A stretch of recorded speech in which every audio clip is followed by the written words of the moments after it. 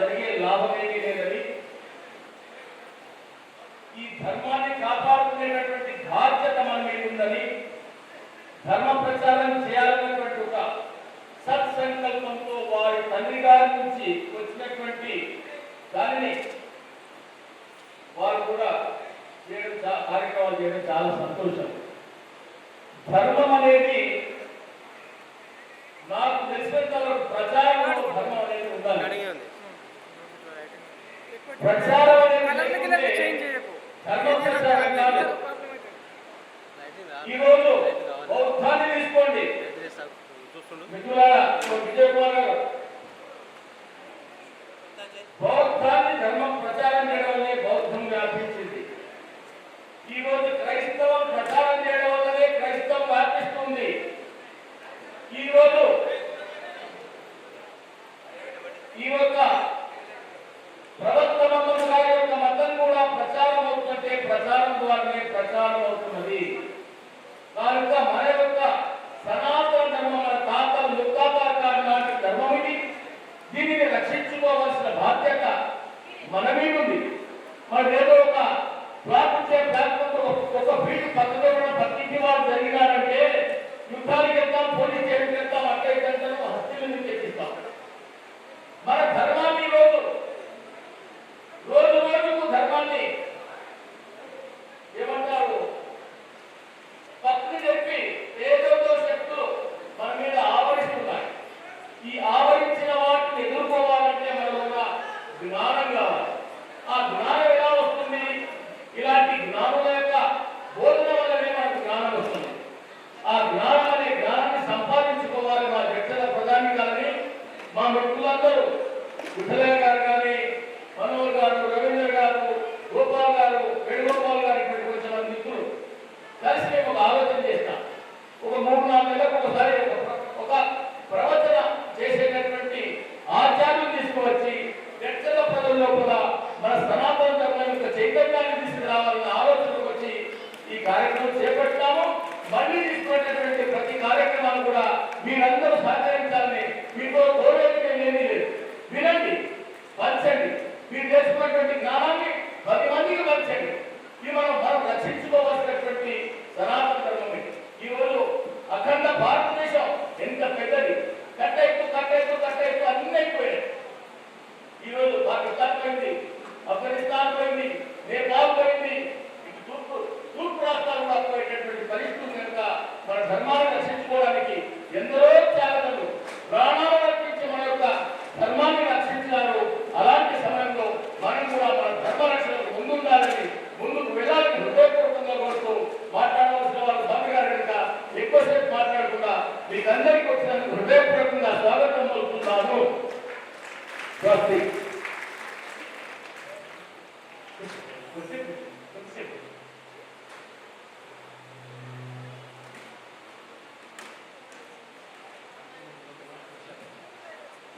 అధ్యక్షుల వారి ఆలోచనతో షణ్ముఖ శర్మ గారిని ఒక జీవిత విశేషాలను పరిచయం చేశారు.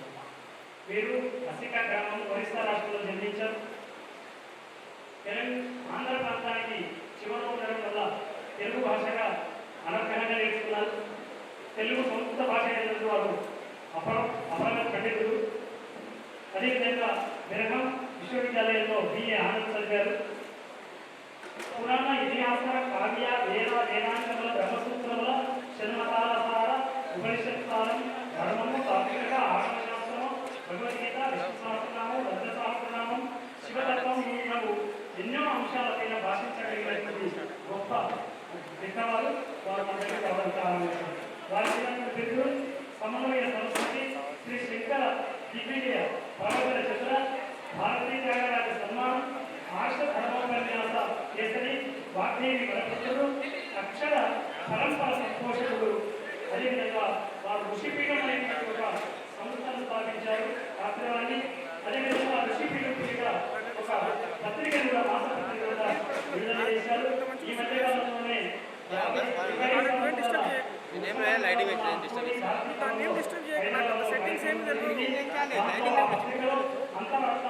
విలువలు, సనాతన ధర్మం, బాధ్యత, సాంస్కృతిక దైవిక ఆ దివ్యమైనటువంటి పత్రికను వాళ్ళు నడిపిస్తున్నారు. మనకి ఇది వీళ్ళు మాత్రం తీసుకున్నాం ప్రేమలో అది అవసరం లేదు సార్ లాంగ్ అవుతుంది చెప్పాల్సినటువంటి అంశాన్ని తెలియజేస్తుంది.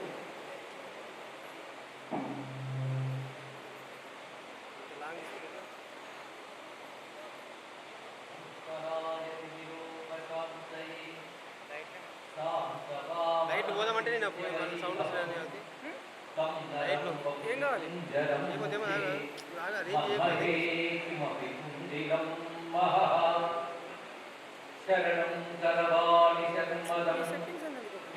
సరే లైటింగ్ తెచ్చుకోవాలి డ్యామ్ ఇట్లా ఇవ్వ నల్ల వస్తుంది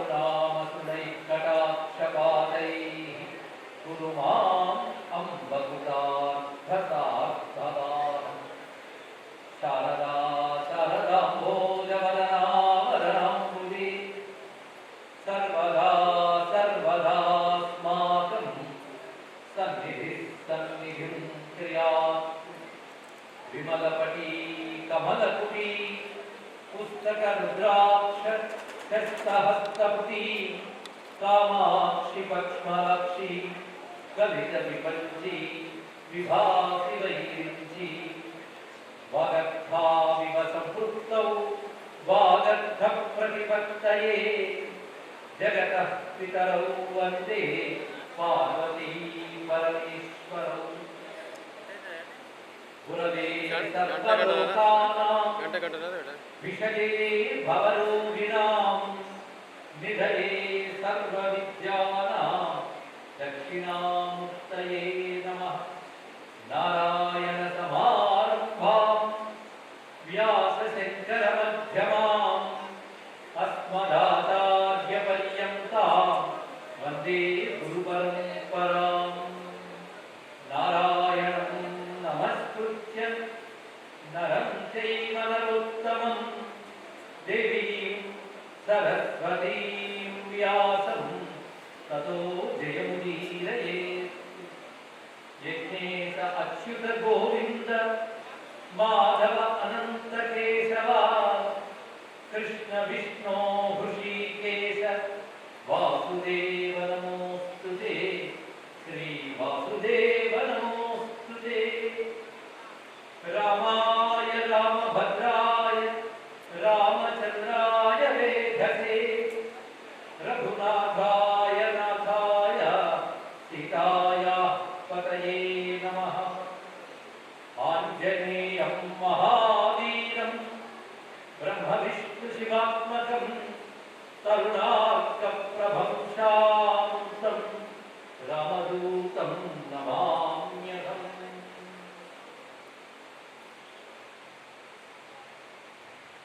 భగవత్ స్వరూపమైన సభను నమస్కరిస్తూ అందరం కలిసి ఒక్కసారి భగవన్నామం చేద్దాం. శివాయ గురవే నమః. శివాయ గురవే నమః. శివాయ గురవే నమః. శ్రీమాత్రే నమః. శ్రీమాత్రే నమః. శ్రీమాత్రే నమః. శ్రీ విష్ణు రూపాయ నమః శివాయ. శ్రీ విష్ణు రూపాయ నమః శివాయ. శ్రీ విష్ణు రూపాయ నమః శివాయ. శ్రీరామ జయ రామ జయ జయ రామ. శ్రీరామ జయ రామ జయ జయ రామ.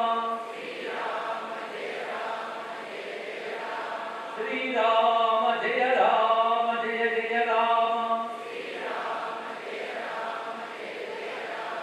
శ్రీ హనుమాన్ జయ హనుమాన్ జయ జయ హనుమాన్.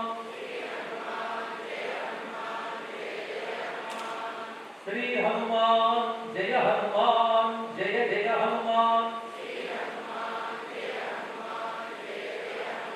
శ్రీ హనుమాన్ జయ హనుమాన్ జయ జయ హనుమాన్.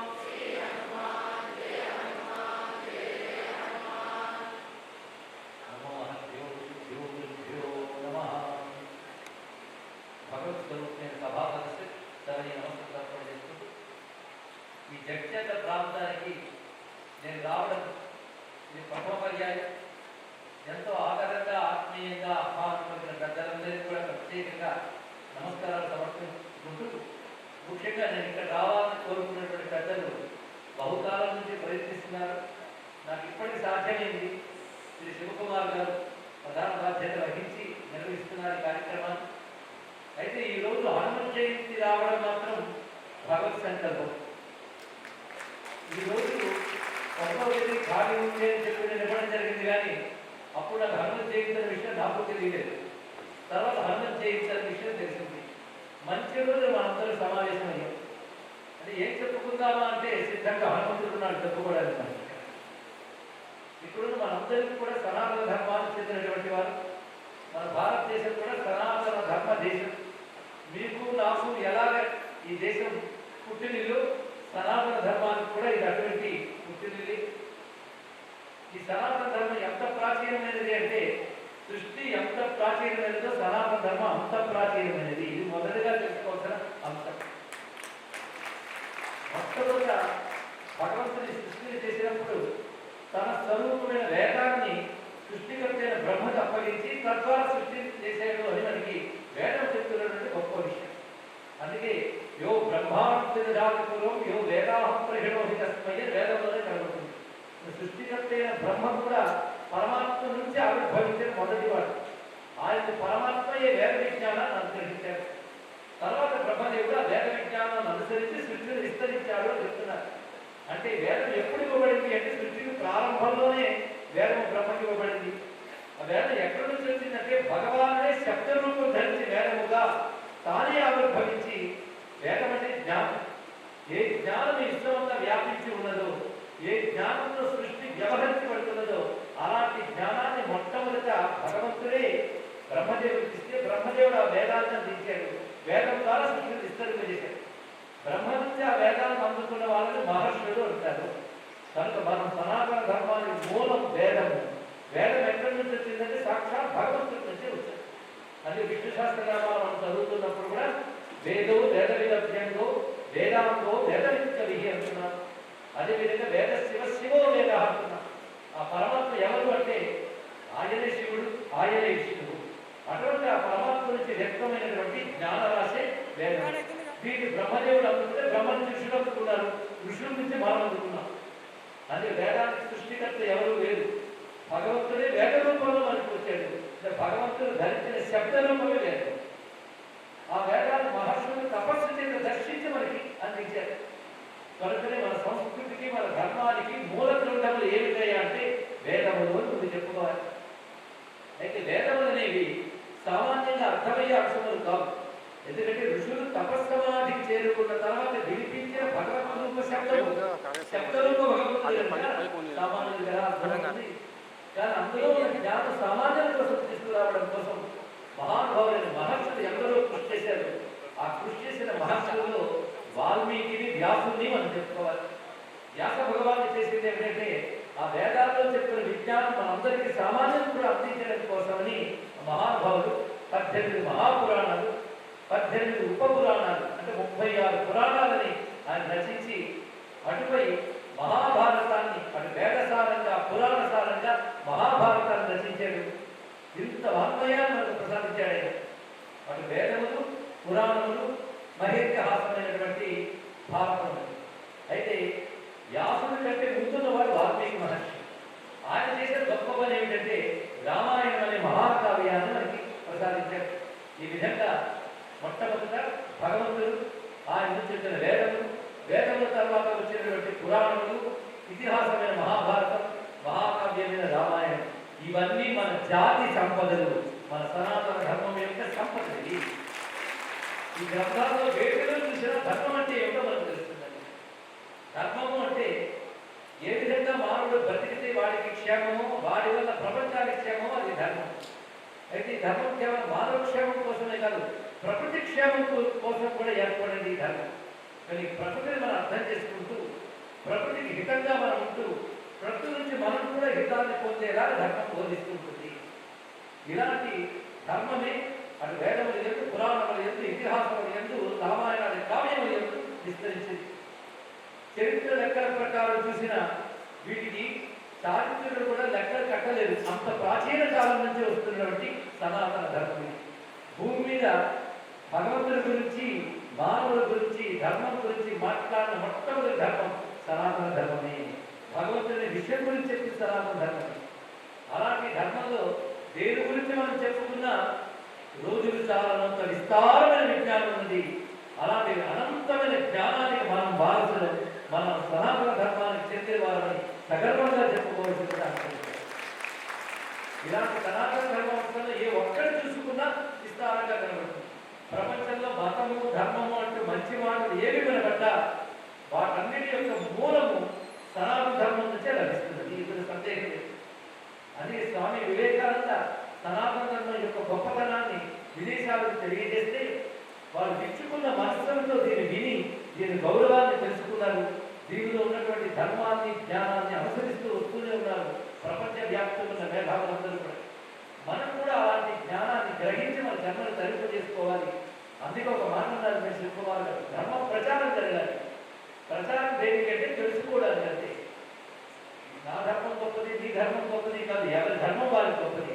ఒక ధర్మాన్ని వారు పాటిస్తూ ఇంకొక ధర్మాన్ని గౌరవించే సంస్కారం, ఆ సంస్కారమే సనాతన ధర్మం మనకి నేర్పుతుంది. అలాంటి ధర్మంలో ముందు మన గురించి మనం తెలుసుకోవాలి. తెలుసుకున్న ధర్మాన్ని ఆచరించాలి. మన తర్వాత తరాల చేత ఆచరింపజేయాలి. ఇది మనం చేయవలసింది. అయితే ఇంత విస్తారమైన వాగ్మయంలో ఏ ఒక్కటి పట్టుకున్నా మన పట్టుకుని అన్వయిస్తుంది. అంత గొప్ప వాగ్మయం మనకు అందించారు. ఒక గొప్ప జ్వాల మహాకాంతి ఉందనుకోండి, అందులోంచి ఒక నిప్పు రవ్వ తీసుకున్నా మళ్ళీ మనం జ్వాల సృష్టించవచ్చు. అలా మన సృష్టించిన విజ్ఞానం అంత మహాజ్వాలగా ఉన్నది. అందులో ఏ ఒక్కటి మనం గ్రహించినా ధన్యత. ఈ రోజు నేను గ్రహిస్తున్నది మాత్రం ఆంజనేయ స్వామి వారి యొక్క వైభవాన్ని కాసేపు మనం స్మరించుకున్నాం. ఎందుకంటే భగవత్ స్మరణ అన్నిటికంటే గొప్ప బలాన్ని ఇస్తున్నది. ఒక దివ్య శక్తిని మనకు కలిగిస్తున్నది భగవంతుని స్మరణ. మన సనాతన ధర్మం ప్రకారం భగవంతుడు ఒక్కడే ఇంత తెలుసుకోవాలి. ఎంతమంది దేవతల అంటే సనాతన ధర్మం ప్రకారం ఒక్కడే భగవంతుడు, ఏకం అద్వితీయం బ్రహ్మ అని వేదమే చెప్తుంది. ఒక్కడే పరమాత్మ. ఆ పరమాత్మ ఎవడు అంటే విశ్వమంతా వ్యాపించిపోయి ఉన్నాడు, విశ్వాన్ని మించిపోయి ఉన్నాడు, విశ్వంలో ప్రతి అందరిలో ఉన్నాడు. ఇది సనాతన ధర్మంలో పరమాత్మ గురించి చెప్తున్నారు. మళ్ళీ నేను చెప్తున్నాను, గుర్తుపెట్టుకోండి. పరమాత్మ అంటే విశ్వమంతా ఉన్నాడు, విశ్వాన్ని మించిపోయి ఉన్నాడు, విశ్వంలో ప్రతి వాడిలో అంతర్యాలుగా భగవంతుడు ఉన్నాడు. ఆయనే మనలో లేకపోతే శక్తి లేదు. కానీ 3 రకాలుగా భగవంతుడు మనం తెలుసుకోవాలి. విశ్వవ్యాపకుడు, విశ్వాతీతుడు, సర్వభూతముల యందు అంతర్యాలుగా ఉన్నవాడు ఒకడే పరమాత్మ. అయినప్పటికీ కూడా పరమాత్మ ఒక్కడే అయినా జీవులు అనేక రకాలు ఉంటారు. పరమాత్మ కూడా అనేక శక్తులుగా విశ్వాన్ని నడుపుతున్నాడు. కానీ ఒకే పరమాత్మ అనేక దేవతల రూపాలు ధరించాడు. అదే భారతదేశ సనాతన ధర్మంలో ఏకేశ్వరుడిని చెప్తాం, అనేక మంది దేవతలను ఆరాధన చేస్తాం. ఈశ్వరుడు ఒక్కడైనా అనేక దేవతా రూపాలతో విశ్వమంతా నిండి ఉన్నాడు కనుక మనం ఒకే ఈశ్వరుని ఉపాసిస్తాం. అందరి దేవతలు ఒకే ఈశ్వరుని యొక్క శక్తులు అంటామండి. అది గొప్పతనం. అది ఏ దేవతకు నమస్కరించినా ఒకే ఈశ్వరుడు కలుగుతుంది. సర్వదేవ నమస్కార కేశవోపతి గచ్చతి అంటుంటాం మనం ఇక్కడ. ఈ జ్ఞానంతో అనేక మంది దేవతలను ఆరాధిస్తాం. ఇంద్రుడు, యముడు, వరుణుడు, కుబేరుడు ఇత్యాది అనేక మంది దిక్పాలకులు చెప్తున్నాం, గ్రహదేవతలు చెప్తున్నాం. వీళ్ళందరూ ఉన్నవారు. అంతేకాదు కొందరు అంటుంటారు హిందువులకు ఎక్కువ మంది దేవుళ్ళు ఉన్నారండి. వాళ్ళ అజ్ఞానం. హిందువులకు ఎక్కువ మంది దేవుళ్ళు ఉన్నారు కాదు, ఈ విశ్వంలో ఎక్కువ మంది దేవుళ్ళు ఉన్నారు. వాళ్ళని హిందువులు తెలుసుకున్నారు. ఉన్నవాళ్ళని మనం తెలుసుకున్నాం కానీ మనం ఎక్కడ తయారు చేసుకోలేదు. ఉన్నవాళ్ళని నమస్కారం చేస్తున్నాం. అగ్ని హిందువులకే ఉందా? సూర్యుడు హిందువులకే ఉన్నాడా? సూర్యుడు, అగ్ని ఇత్యాదులు అందరూ ఉన్నారు. వాళ్ళ ఎంతున్న ఈశ్వర శక్తిని మనం దేవతలుతున్నాం. ఒకే ఈశ్వర శక్తి అనేక రూపాలుగా గోచరిస్తుంది. ఈ జ్ఞానం మనందరికీ చాలా ప్రధానమైన అవసరం. ఆ ఈశ్వరుని మనం అనేక రూపాలతో ఉపాసన చేస్తాం. ఆ ఈశ్వరుడు కొన్ని లక్షణాలు ఉన్నాయి. ఒకటి ఆయన శుభస్వరూపుడు, శాంత స్వరూపుడు. శుభము శాంతం అంటే శివ అని అర్థం. కానీ ఆ ఈశ్వరుడు శివుడు. అది ఎక్కడున్నాడయ్యా అంటే అంతగా వ్యాపించిపోయినాడు. ఆమ్ని ప్రజెంట్ అంటుంటారు కదా, సర్వవ్యాపకుడు. సర్వవ్యాపకుడు అన్న దాన్ని సంస్కృతంలో విష్ణువు అంటారు. ఆయన మించిన గొప్పవాడు లేడు. గొప్పవాడు అనే మాట బ్రహ్మ అంటారు. అంటే ఒకే పరమేశ్వరుడు యొక్క పేర్లే శివ, విష్ణు, బ్రహ్మ. ఇవన్నీ ఒకే పరమాత్మ యొక్క పేర్లు. అన్ని పేర్లు ఒకటివే. కనుక మన ఇష్టదేవంగా ఎవరిని ఆరాధించినా ఆ ఇష్టదేవత అనేక రూపాలతో తెలుసుకోవాలి. అలాంటి భగవానుడు లోకాన్ని అనుగ్రహించడం కోసం ఒక్కొక్కప్పుడు అధర్మాన్ని శిక్షించి ధర్మాన్ని రక్షించడానికి తనను తాను ఒక దివ్య రూపంతో వ్యక్తపరుచుకుంటాడు. దాన్ని మన అవతారము అంటారు కదా. కానీ భగవంతుడి యొక్క మరొక స్వరూపం అవతారం అవుతుంది. ఈ అవతారం ఎదురున్నాయి అంటే లెక్కలేని ఉన్నాయి. సృష్టి ఆరంభం నుంచి ఇప్పటి వరకు ఎన్ని యుగాలు జరిగాయో, ఇన్ని యుగాల్లో భగవానుడు ఎన్ని రకాల అవతారాలు ధరించాడు అనే దాన్ని కూడా ఋషులే తెలియజేశారు. మనం ఎవరిలో అవతారం ఉండడానికి వీల్లేదు. ఎవడు అవతారం అనేది మనకి ఋషులే తెలియజేశారు. మనకు మన అవతారం ఉండడానికి వీల్లేదని. ఎవడో 4 మహిమలు చూపించగానే మన అవతారాలను భజన చేయలేదు. అవతారాలకు కొన్ని లక్షణాలు ఉంటాయి. ఆ లక్షణాలను అవతారం ఏదో ఋషులే చెప్పగలరు, వాళ్ళు చెప్పరు. అందుకే జరిగిన అవతారాలు, జరగబోయే అవతారాలు కూడా ఋషులు తెలియజేశారు. అవి పురాణాల్లో తెలియజేశారు. అలా వచ్చిన అవతారాలు అనేకం ఉన్నాయి. అవి ఏ రూపంలో వస్తాడనేది పరమాత్మకి తెలుసు. ఏ రూపము లేని పరమాత్మ ఏ రూపమైనా ధరించగలదు. ఈ వాక్యం గుర్తుపెట్టుకోండి. ఏ రూపము లేని భగవంతుడు ఏ రూపమైనా ధరించగలడు. అదే భగవంతుడు రూపం లేదు అంటే తప్పు. ఆయన రూపం లేదు నిజమే, కానీ రూపం లేదు కానీ రూపం ధరించలేడు అనుకోండి. ఆయన భక్తులను అనుగ్రహించడం కోసం ఏ రూపమైనా స్వీకరిస్తాడు, ఏ నామంతోనైనా వస్తాడు.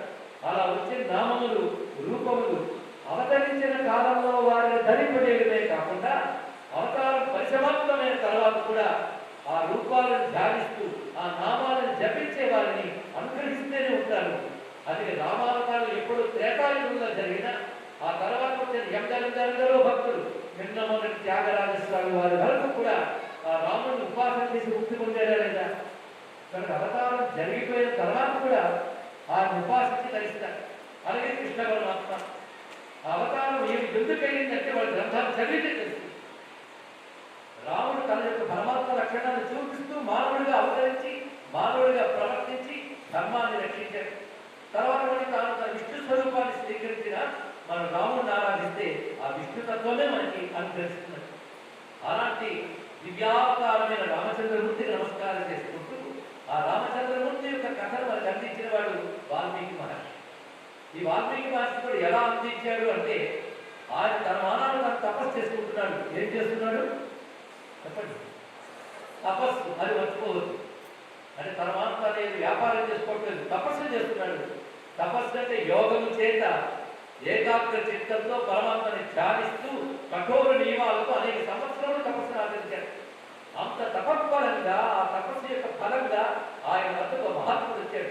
ఆయన పేరు నారద మహర్షి. ఆయన దేవతల్లో వచ్చాడు. ఆయన నమస్కారం చేసి ఒక మాట అడిగాడు వాల్మీకి మహర్షి. స్వామి, సృష్టి స్థితిలయ కారకుడైన పరమాత్ముడు ఉన్నాడు. ఆ పరమాత్మను మనం నమస్కరించుకుంటున్నాం. ఆ పరమాత్మ ప్రస్తుతం భూమి మీద అవతరించి ఉన్నాడా? ఇది నాకు తెలుసుకోవాలని అడిగాడు. వాల్మీకి మహర్షి అన్న ప్రశ్న ఏమిటి? సృష్టి స్థితిలయ కారకుడైన భగవంతుడు అవతరిస్తున్నాడు అంటారు కదా, ఇప్పుడు భూమి మీద అవతరించి ఉన్నాడా అని నమస్కారం చేసి పూర్వస్మిన్ సంప్రదంలోకే అని ప్రశ్నించాడు. ఎవరున్నారు అలాంటి పరమాత్మ అవతరించి ఉంటే ఇప్పుడే రూపొందుతున్నాడు, ఎక్కడున్నాడు? ఇది అడుగుతున్నాడు. అంటే ఆయన ఉద్దేశం ఏంటి? పరమాత్మ ఇప్పుడు అవతరించి ఉన్నాడా, ఈ కాలంలో ఉన్నాడా అని ఆ త్రేతాయుగ సమయంలో ఆయన అడిగిన వాల్మీకి నారద మహర్షి. పైగా నిన్నెందుకు అడుగుతున్నానంటే అవతారాన్ని పోల్చుకోగలిగే శక్తి మహర్షికి మాత్రమే ఉంటుంది, ఎవరికి ఉండదు తెలుసుకోవాలి కదా. ఇది అవతారాన్ని పోల్చుకోగలిగే శక్తి ఎవరికి ఉంటుంది? మహర్షికి మాత్రమే ఉంటుంది. అందుకే మహర్షే స్వం సమర్థోసి జ్ఞాతుమేవం విధం నరం అంటాడు వాల్మీకి. ఓ మహర్షి, నువ్వు మాత్రమే సమర్థుడివి, అలాంటి వాడు ఎవరున్నాడో పోల్చుకోగలడానికి అంటే అప్పుడు నారద మహర్షి అంటాడు, ఉన్నారయ్యా కొందరు, అందులో ఒకడు అనలేదు ఆయన.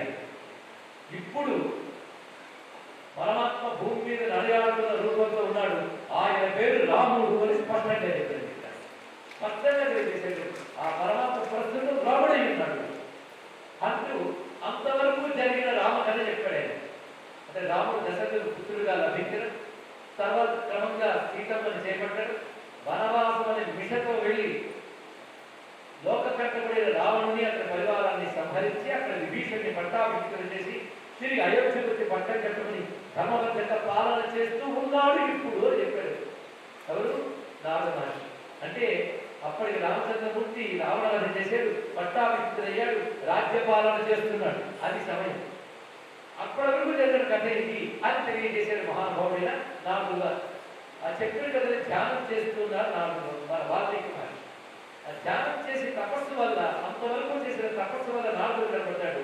నారదుడు చేసిన ఉపదేశం వల్ల రామతత్వాన్ని గ్రహించి రామచంద్రమూర్తిని ధ్యానం చేశారు వాల్మీకి మహర్షి. ధ్యానము తపస్సు వ్యర్థం కావు, శక్తినిస్తారు చెప్పారు కదా. వాల్మీకి చేసినటువంటి ఆ నారదుడు ద్వారా ఉపదేశం పొంది చేసిన రామ తపస్సు వల్ల ఆయన రామాయణం రాయగలిగే శక్తి వచ్చింది. ఆ తపస్సు వల్ల ఆయన వచ్చింది.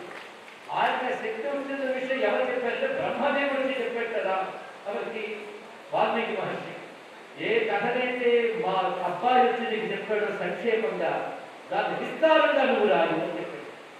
నువ్వు రాసిన కథ నామకథ అది ఈ భూమి యందు చెట్టు చేమ నీరు ఉన్నంతకాలం ఉంటుందయ్యా, నువ్వు రాయిపోయే రామకథ అని చెప్పాడు. యావత్ భాష్యంతి గిరయ సరితస్త మహీకరే తావత్ రామాయణ కథ లోకేషు ప్రచరిష్యతి. రామాయణం రాయక ముందే వాల్మీకి చెప్పాడు బ్రహ్మదేవుడు. ఆ మాట నిజమయ్యేదని ఎప్పటికీ మనం గ్రహిస్తూనే ఉన్నాం. ఇప్పటికీ రామకథ ఉంది, యుగాలు జరిగిన ఇంకా ఉంటుంది. ఎంతవరకు భూమి మీద నీరు నిప్పు ఉంటుందో, ఎంతవరకు చెట్టు చేమ ఉంటుందో, ఎంతవరకు మనిషి అనేవాడు ఉంటాడో అంతవరకు రాముడు ఉంటాడు, రామ కథ ఉంటుంది అని ఆనాడే బ్రహ్మవాక్యం. అది నిజమైంది. అంతేకాదు మా అబ్బాయి చెప్పి వెళ్ళిన రామకథని నువ్వు ధ్యానంలో సంపూర్ణంగా దర్శిస్తావు. జరిగిన కథంతా నీకు కనబడుతుంది, జరగబోయే కథ కూడా నీకు కనబడుతుంది. ఎందుకంటే నువ్వు తపస్సు చేత మహర్షి అయ్యావు కనుక, పైగా మా అబ్బాయి చేత ఉపదేశం పొందావు కనుక, రామమంత్ర ఉపదేశం, రామాయణ ఉపదేశం పొందావు కనుక, ఉపదేశం పొందిన రామకథని ఉపాసించడం వల్ల నువ్వు రామకథ రాయగలిగే శక్తి ఉన్నది అని చెప్పగానే మహానుభావుడు వెంటనే గర్భాసనం పలుచుకుని ఆచమనం చేసి ధ్యానం చేస్తూ ఉంటే జరిగిన రామకథ, జరగబోయే రామకథ ఆయన ధ్యాన దృష్టిలో గోచరించింది యోగబలం చేత. ఎలా అంటే బాణాబమల కవ్యత, అరచేతులు ఉసిరికాయలా కనబడింది. అది వర్ణించారు అక్కడ. ఇదంతా వాల్మీకి రాసుకున్నాడు, నాకు ఇలా జరిగింది అనుభవాలు. అప్పుడు మొత్తం 24,000 శ్లోకాలు రామాయణాన్ని రచించాడు మహానుభావుడు. రచించి ఒక మాట అంటాడు, రామాయణం వేద సమం అని చెప్పాడు. 2-3 చోట్ల చెప్తాడు ఈ మాట. అంటే రామాయణం వేదము ఒక్కటి. వేదంలో ఏ ధర్మాన్ని చెప్పారో ఆ ధర్మాన్ని ప్రతిష్ఠించడానికి వచ్చినటువంటి వాడు రాముడు. అదే రామకథ అంతా వేదం చెప్పిన ధర్మం ఉంటుంది. కానీ ఎవరైతే రామకథని చదువుతారో, రామకథని వింటారో వారు వేదం గ్రహించినంత పుణ్యం లభిస్తుంది. ఆ వేద వేద్యుడైన పరమాత్మ యొక్క అనుగ్రహం లభిస్తుంది. అంటే వేదం అన్ని రకాల దేవతలను వర్ణించిన ఒకే పరమాత్మ చెప్తుంది. ఆ పరమాత్మ యొక్క వైభవమే రావడం. కానీ రాముడు అంటే పరమాత్మయే, ఆయన యొక్క కథ చెప్పారు. కనుక పరమాత్మ అనేక రూపాలు ఉపాసింపబడతారని చెప్పారు కదా. ఆ పరమాత్మే లోకంలో సృష్టి స్థితి చేయడానికి, స్థితి అంటే ధర్మము రక్షించడానికి నారాయణుడే ఉన్నాడు. ఆ నారాయణుడే రాముడై అవతరించాడు. కనుక రాముడు అంటే ఎవరయ్యా అంటే సాక్షాత్ నారాయణుడే. ఇది మనం తెలుసుకున్నాం. అదేవిధంగా రామకథ ఎంత రామకథ అంత సీతమ్మ కథ. సీతమ్మ సమాధిరాలు కాదు, ఆ పరమాత్మకి శక్తి ఉంది. ఆ శక్తియే సీతమ్మ. అందుకే రామాయణంలో రాముడికి ఎంత ప్రాధాన్యమో సీతమ్మకి అంత ప్రాధాన్యం. అదే రామకథలో రాముడిని మనం నమస్కరించిన తర్వాత మళ్ళీ రాముడితో సమానంగా నమస్కరించవలసిన వారు ఎవరు అంటే అమ్మ సీతమ్మని నమస్కారం చేసుకుంటున్నాం. అయితే భగవంతుడు ఎప్పుడు అవతారం ధరించినా ఆయన శక్తి అయిన లక్ష్మీదేవి కూడా ఏదో రూపంలో వస్తుంది. ఆయన కృష్ణుడైతే ఆవిడ రుక్మిణీదేవి అంతకుముందు అవతారాల్లో కూడా వచ్చింది. కానీ మన కృష్ణావతారం చెప్పినప్పుడు రుక్మిణీదేవి అంతగా స్మరించుకోం, రుక్మిణి కళ్యాణం వరకే అనుకుంటాం. కానీ రామకథ చెప్పినప్పుడు సీతమ్మ లేకుండా రామకథ లేదు. అందుకే రామాయణం అంటే ఎంత రామకథో అంత సీత కథ. అది దాని గొప్పతనం. అది రామ అని పుంలింగం పెడితే రాముడు, రామాని స్త్రీలింగం పెడితే అమ్మవారి. అది రహస్యం. రామ అంటే అందగాడు అర్థం, రామ అంటే అందగత్తే అర్థం. అందగాడు రాముడు, అందగత్తే సీతమ్మ. అందమంటే ఏమిటో ఒక్కసారి తెలుసుకుందాం. అందమంటే ఏమిటి అంటే చూడడానికి బాగున్నాడని అర్థమా? కాదు. రూపం అందం ఉంటే సరిపోదు, గుణం గొప్పగా ఉండాలి. గుణం గొప్పగా ఉంటే సరిపోదు, శక్తి గొప్పగా ఉండాలి. ఆ మూడు ఉంటే సరిపోదు, జ్ఞానం ఉండాలి. అంతేకాదు ఇవన్నీ లోకాలను కనుకొచ్చేలా ప్రదర్శించాలి. ఇన్ని అందాలు ఒక్క దగ్గర ఉండవండి సృష్టిలో. ఒకటి ఉంటే మరొకటి ఉండదు ఎవరి దగ్గరైనా. అన్ని అందాలు ఒక్క దగ్గర ఉండడం ఎప్పుడూ సాధ్యం కాదు. ఒప్పుకుంటారంటే చెప్పండి. మనిషి అందగాడు, గుణం బాగుంటుంది, ధర్మం ఉంది, జ్ఞానం ఉంది, శక్తి ఉంది, అవన్నీ లోకాలకు కనుకొచ్చేది చేస్తారు. ఇన్ని అందాలు ఒక్క దగ్గర ఉండవు. అది అన్ని అందాలు ఒక్క దగ్గర ఉండాలంటే దేవుడే దిగి రావాలి. అలా దిగి వచ్చిన దేవుడే రాముడు. అది రాముడి దగ్గర ఈ సర్వోపమైన సౌందర్యాలు ఉన్నాయి కదా, అన్ని ఇక్కడ ఒకటే మాట రామ. తనకు ఆయన ఒక అందగాడు.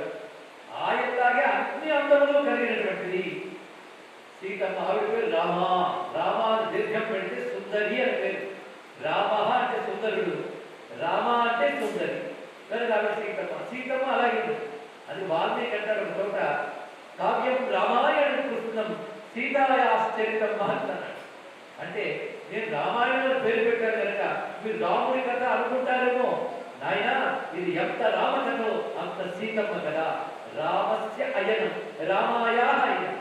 రాముడి యొక్క కథ రామాయణ కథ కలిపి రామాయణం ఆయన. కనుక రామాయణంలో ప్రధానంగా ఇద్దరెవరు? రాముడు, సీతమ్మ. నేను మొత్తం రామాయణం చెప్తానండి. చెప్తానా? చెప్పనా? చెప్పగలిగి రావడానికి ఒక్క పుట్ల రామాయణం అంతా చెప్పగలవా? అది జరగదు. రాముడు స్మరించుకుంటాను అంతే, రామాయణాన్ని స్మరించుకుంటున్నాను ఇక్కడ. అంటే మొత్తాన్ని రామాయణంలో రామ అంటే ఎవరు తెలిసింది కదా? ఎవరు? అందగాడు. ఎవడా అందగాడు? సుందరుడు. ఎందులో సుందరుడు? అన్నింటిలో సుందరుడు. అన్నింటిలో సుందరుడైనటువంటి భగవంతుడే రాముడు. అదే ఆ రామ అనే నామమే ఒక గొప్ప శక్తివంతమైనదయ్యా. ఇంకొక మాట ఉన్నదండి. అందగాడంటే ఏమిటో నేను మరొక అర్థం చెప్తాను, మీరు ఒప్పుకుంటారో లేదో నాకు చెప్పండి. ఆనందాన్ని ఇచ్చేవాడే అందగాడు. ఒప్పుకుంటారా లేదా? ఆలోచిస్తారా? ఆనందాన్ని ఎవరిస్తాడో వాడే అందగాడు. ఎందుకంటే మీకు ఆనందం ఇచ్చేవాడిని మళ్ళీ చూడాలనిపిస్తుంది, అతనితో మాట్లాడాలనిపిస్తుంది, అతను రావాలనిపిస్తుంది. అవునా లేదా? కనుక ఎవడు ఆనందం ఇచ్చాడో వాడే అందగాడు. అందుకని ఎవడో అందగాడు వచ్చినప్పుడు ఏడిపించాడు అనుకోండి, వాడు చూడబుద్ధి. కొంతమంది అందమే ఆనందం ఉంటాయి కానీ మన సనాతన ధర్మం ఆనందమే అందం ఉంటుంది. అందరినీ ఆనందింపజేసేవాడు అందగాడండి. అది చాగయ్య ఒక్క మాటలో చెప్పాడు. రాముడు అంటే ఎవరయ్యా అంటే జగదానందకారక జయ జానకీ ప్రాణనాయక. ఒకడికి ఆనందం ఇస్తాడేమో, జగతికే ఆనందం కలిగించాడు. రామాయణం అంతా నేను 2 మాటల్లో చెప్తాను. రాముడు అంటే ఆనందాన్ని కలిగించేవాడు, అందగాడు అని చెప్పాడు. ఇంకొకటి, ఆనందం కలిగించాలంటే వాడి దగ్గర ఆనందం ఉండాలి. అవునా లేదా? వాడి దగ్గర ఆనందం కలిగి ఇంకోటికి ఆనందం కలిగిస్తాడు అని ఏడుస్తూ ఎవడు ఆనందాన్ని కలిగించలేడు. రాముడు ఎవరయ్యా అంటే ఆనంద స్వరూపుడయ్యా అన్నాడు. ఆనందాన్ని ఇచ్చేవాడు కాదు, ఆనందమే తాడైనవాడు. సూర్యుడు వెలుగునిస్తాడు అంటే సూర్యుడే వెలుగు. అవునా లేదా? సూర్యుడే వెలుగు కనుక సూర్యుడు వెలుగునిస్తున్నాడు. ఆనందమే రాముడు కనుక ఆనందాన్ని ఇస్తున్నాడు అంటారు. కనుక రామ అంటే ఆనంద స్వరూపుడు. అయితే ఇక్కడ మాట చెప్పాను, పరమాత్మయే రాముడు అన్నారు. పరమాత్మయే ఆనంద స్వరూపుడు పురుషుడు చెప్తోంది. ఆనందో బ్రహ్మే విద్యజారాత్. పరమాత్మ అంటే కేవలం ఆనందముక్తది.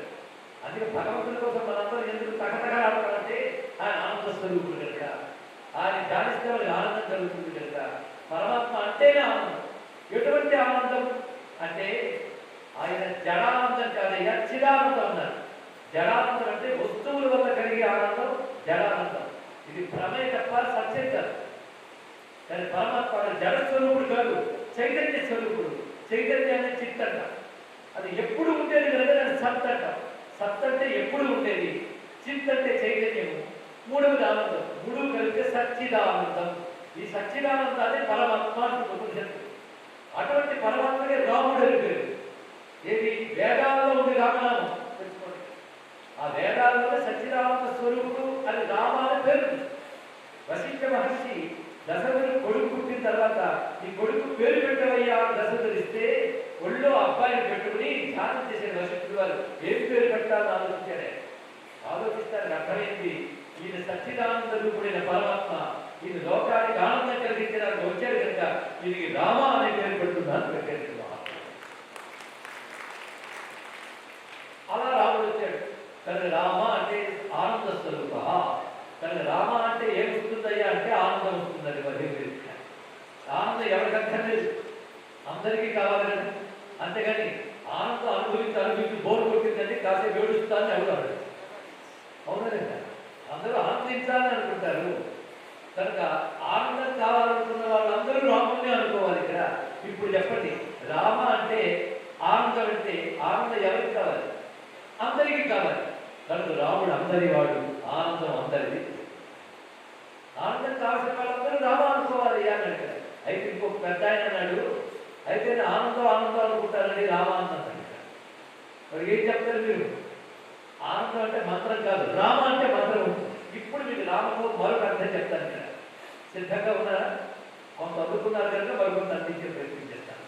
రామ రామ రామ రామ. నేను ఇవాళ వచ్చి ఇక్కడి నుంచి వెళ్ళాక మీకు ఒక్క శక్తివంతమైన విషయమైన ఇచ్చి వెళ్తే నాకు వస్తుంది. అలాంటి శక్తివంతమైన ఒక విషయాన్ని చెప్తున్నాను, అదే రామ అనుకుంటాను. అయితే రామవారు తెలియదేమిటి? తెలిసిందే కదా అంటే తెలిసిందే మరింతగా తెలియజేయడానికి వచ్చేసింది అనుకుంటాను. అది చాలా చెప్పాడు, తెలిసి రామచింతనతో నామము చేయడు ఓ మనసు అన్నాడు.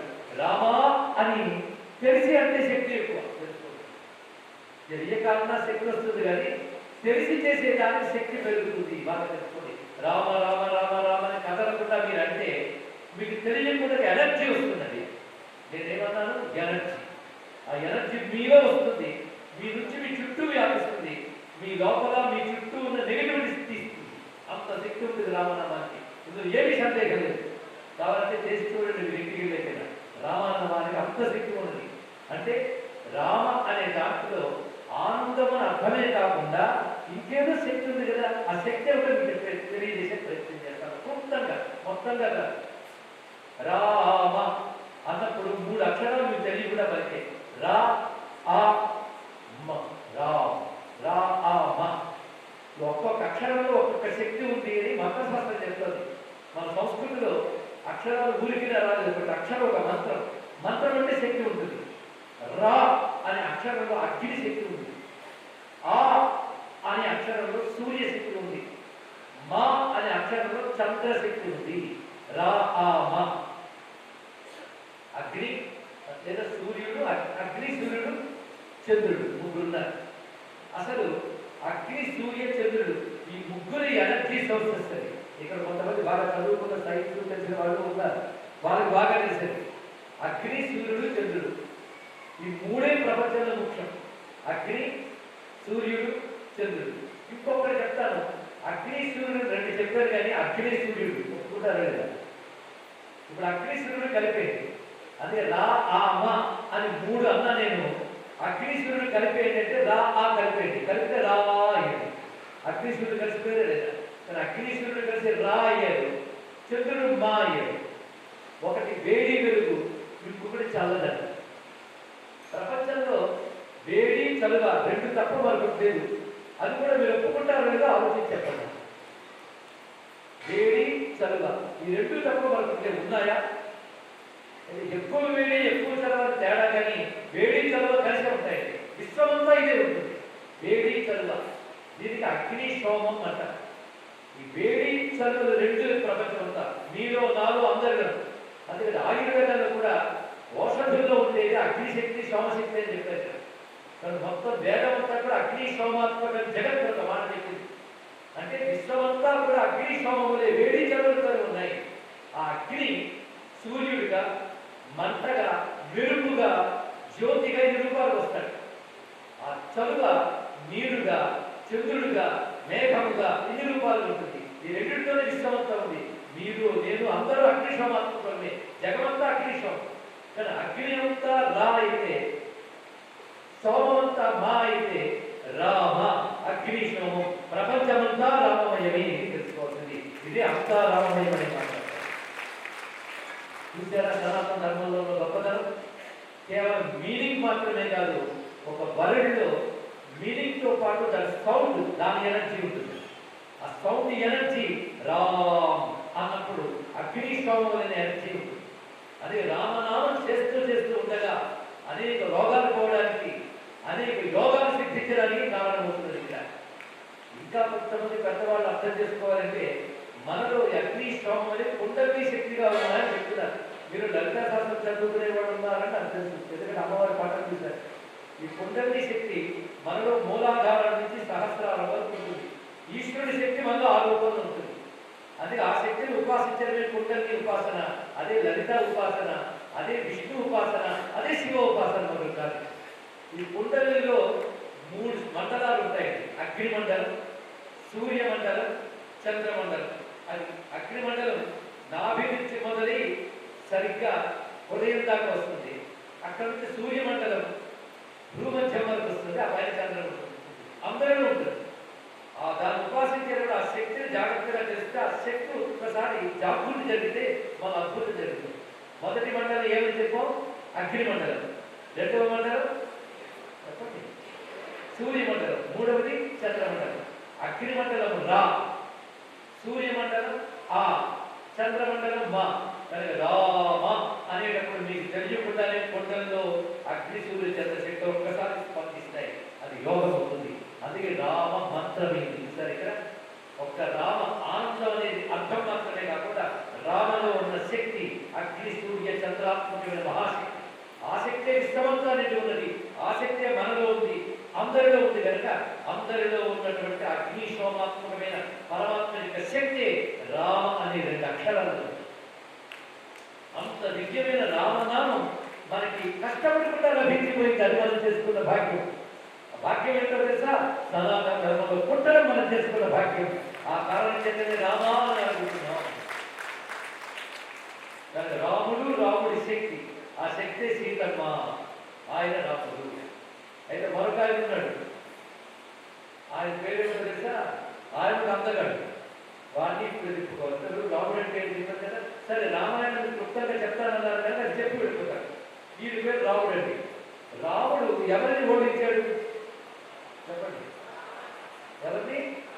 అమ్మాయి. వాడి పేరు ఏమిటండి? రావణాసురుడు. రామ అంటే ఏమో చెప్పుకున్న ఆనందం. రావణ అంటే ఏమో తెలుసా? ఏడుపు కొట్టుగాడు అంటారు. అది ఎలా చెప్తాం? ఆయనకి రావణ పుత్రులతో వచ్చిన పేరు కాదు. అర్థం తెలిస్తే ఎవరు పెట్టుకోడండి రావణ అనే పేరు. అసలు ఆయన పుట్టినప్పుడు దశకంఠుడు అని పేరు పెట్టింది వాళ్ళ అమ్మ. వాళ్ళ అమ్మ పేరు కైశికి. వాళ్ళ నాన్నగారి పేరు విశ్రవసం బ్రహ్మ. అక్కడ పుట్టాడే. పుట్టినప్పుడు అదే 10 తలతో పుట్టాడే. పైగా ఆయన సంకల్పించుకుంటే 10 తలతో లోపలికి లాగేసుకుని ఒక్క తలతో కనబడతాడు, అనుకుంటే 10 తలతో కనబడతాడు. ఆయన దగ్గర స్పెషల్గా లక్షణం ఉంది కనుక దశకంఠుడు పేరు పెట్టాడు. అతను సహజంగా రాక్షశక్తి కలవాడు. దానితో తపస్సు కూడా చేశాడు. పుష్పక విమానం సంపాదించగలిగాడు. అది కూడా కుబేరుడి పుష్పక విమానాన్ని కొట్టుకొచ్చాడు. ఆ పుష్పక విమానంతో అన్ని లోకాలు తిరుగుతున్నాడు. కానీ కైలాస లోకానికి వెళ్ళలేడు, వైకుంఠానికి కూడా వెళ్ళలేడు. పుష్పక విమానానికి ఆసక్తి లేదు. కైలాసం అంటే మనం చూస్తున్న మానసరోవరం దగ్గర ఉన్న కైలాసం కాదు. 14 భువనాలకు వెళ్ళిన కైలాస లోకం, అక్కడికి వెళ్ళలేడు. అంతేకాదు ఆఖరికి మానసరోవరం దగ్గర ఉన్న కైలాసం దగ్గర కూడా మన కంటితో చూడలేని శివతేజస్సు ఉంటుంది. ఒకసారి ఈ పుష్పక విమానం మీద అక్కడికి వెళ్ళాలని ప్రయత్నించాడు. ఎక్కడ? మానసరోవరం దగ్గర ఉన్న కైలాసం బయటకు వెళ్ళబోయాడు. కానీ అది దివ్య విమానం, అది ఆగిపోయింది. ఆగిపోతే ఎందుకు ఆగిపోయిందా అని చూస్తున్నాడు. ఆ క్రింద నందీశ్వరుడు కనబడ్డాడు. ఆయన ఒక మాట అన్నాడు రావణుడితో, నీ పుష్పక విమానం ఇక్కడికి మాత్రం రాలేదు ఆయన, నీ వల్ల కాదు కైలాసం దగ్గరికి రావాలన్నాడు. అప్పుడు రావణాసురుడు కైలాసం దగ్గరికి పుష్పక విమానం రాలేకపోతే కైలాసాన్ని నేను పెకలించి తీసుకెళ్ళిపోతాను అహంకారంతో దిగాడు. కొంతమంది రావణ శివభక్తులు అనుకుంటారు కానీ కాదు. ఇప్పుడు రహస్యం. నేను రామాయణంలో కథ మీకు చెప్తున్నాను, ఎక్కడో కాదు. అతను తర్వాత శివభక్తుడు అయ్యాడు. ఎలా అయ్యాడు అనేది దీన్ని బట్టి తెలుసుకోవచ్చు. ఆ దిగిన రావణాసురుడు ఏం చేశాడంటే ఈ కైలాస పర్వతాన్ని పెకలిద్దామని చెప్పి 20 చేతులతో కైలాస పర్వతం కదిలించాడు. మొత్తం కష్టపడి కదిలించగలిగాడు. కానీ పైన శివుడు ఒక్కసారి తన బొటన వేలు నొక్కాడు. వెంటనే ఆ పర్వతం కింద చేతులు చిరిగిపోతే ధోరణి ఏడ్చాడు రావణాసురుడు. ఆ ఏడుపు విని చుట్టూ ఉన్న వాళ్ళందరూ ఏడ్చారు. జాలిపడి కాదండి, సౌండ్ భరించలేకపోయారు. అంత ఏడ్చాడు భయంకరంగా. కానీ రావము పెట్టి ఏడ్చాడు. అప్పుడు శివుడు వచ్చి గొప్ప రావము చేసేవారు కనుక నీ పేరు ఎటువంటి రావణుడు పెట్టాడు. అది అసలు పేరు. అంటే రావణుడు అంటే ఏడ్చి ఏడిపించువాడు అని అర్థం. ఇప్పుడు ఎవరు రావణుడు ఎవరు రాముడు ఎవరికి వాడు తెలుసు. ఆనందింపజేసేవాడు రాముడు, ఏడిపించేవాడు రావణుడు.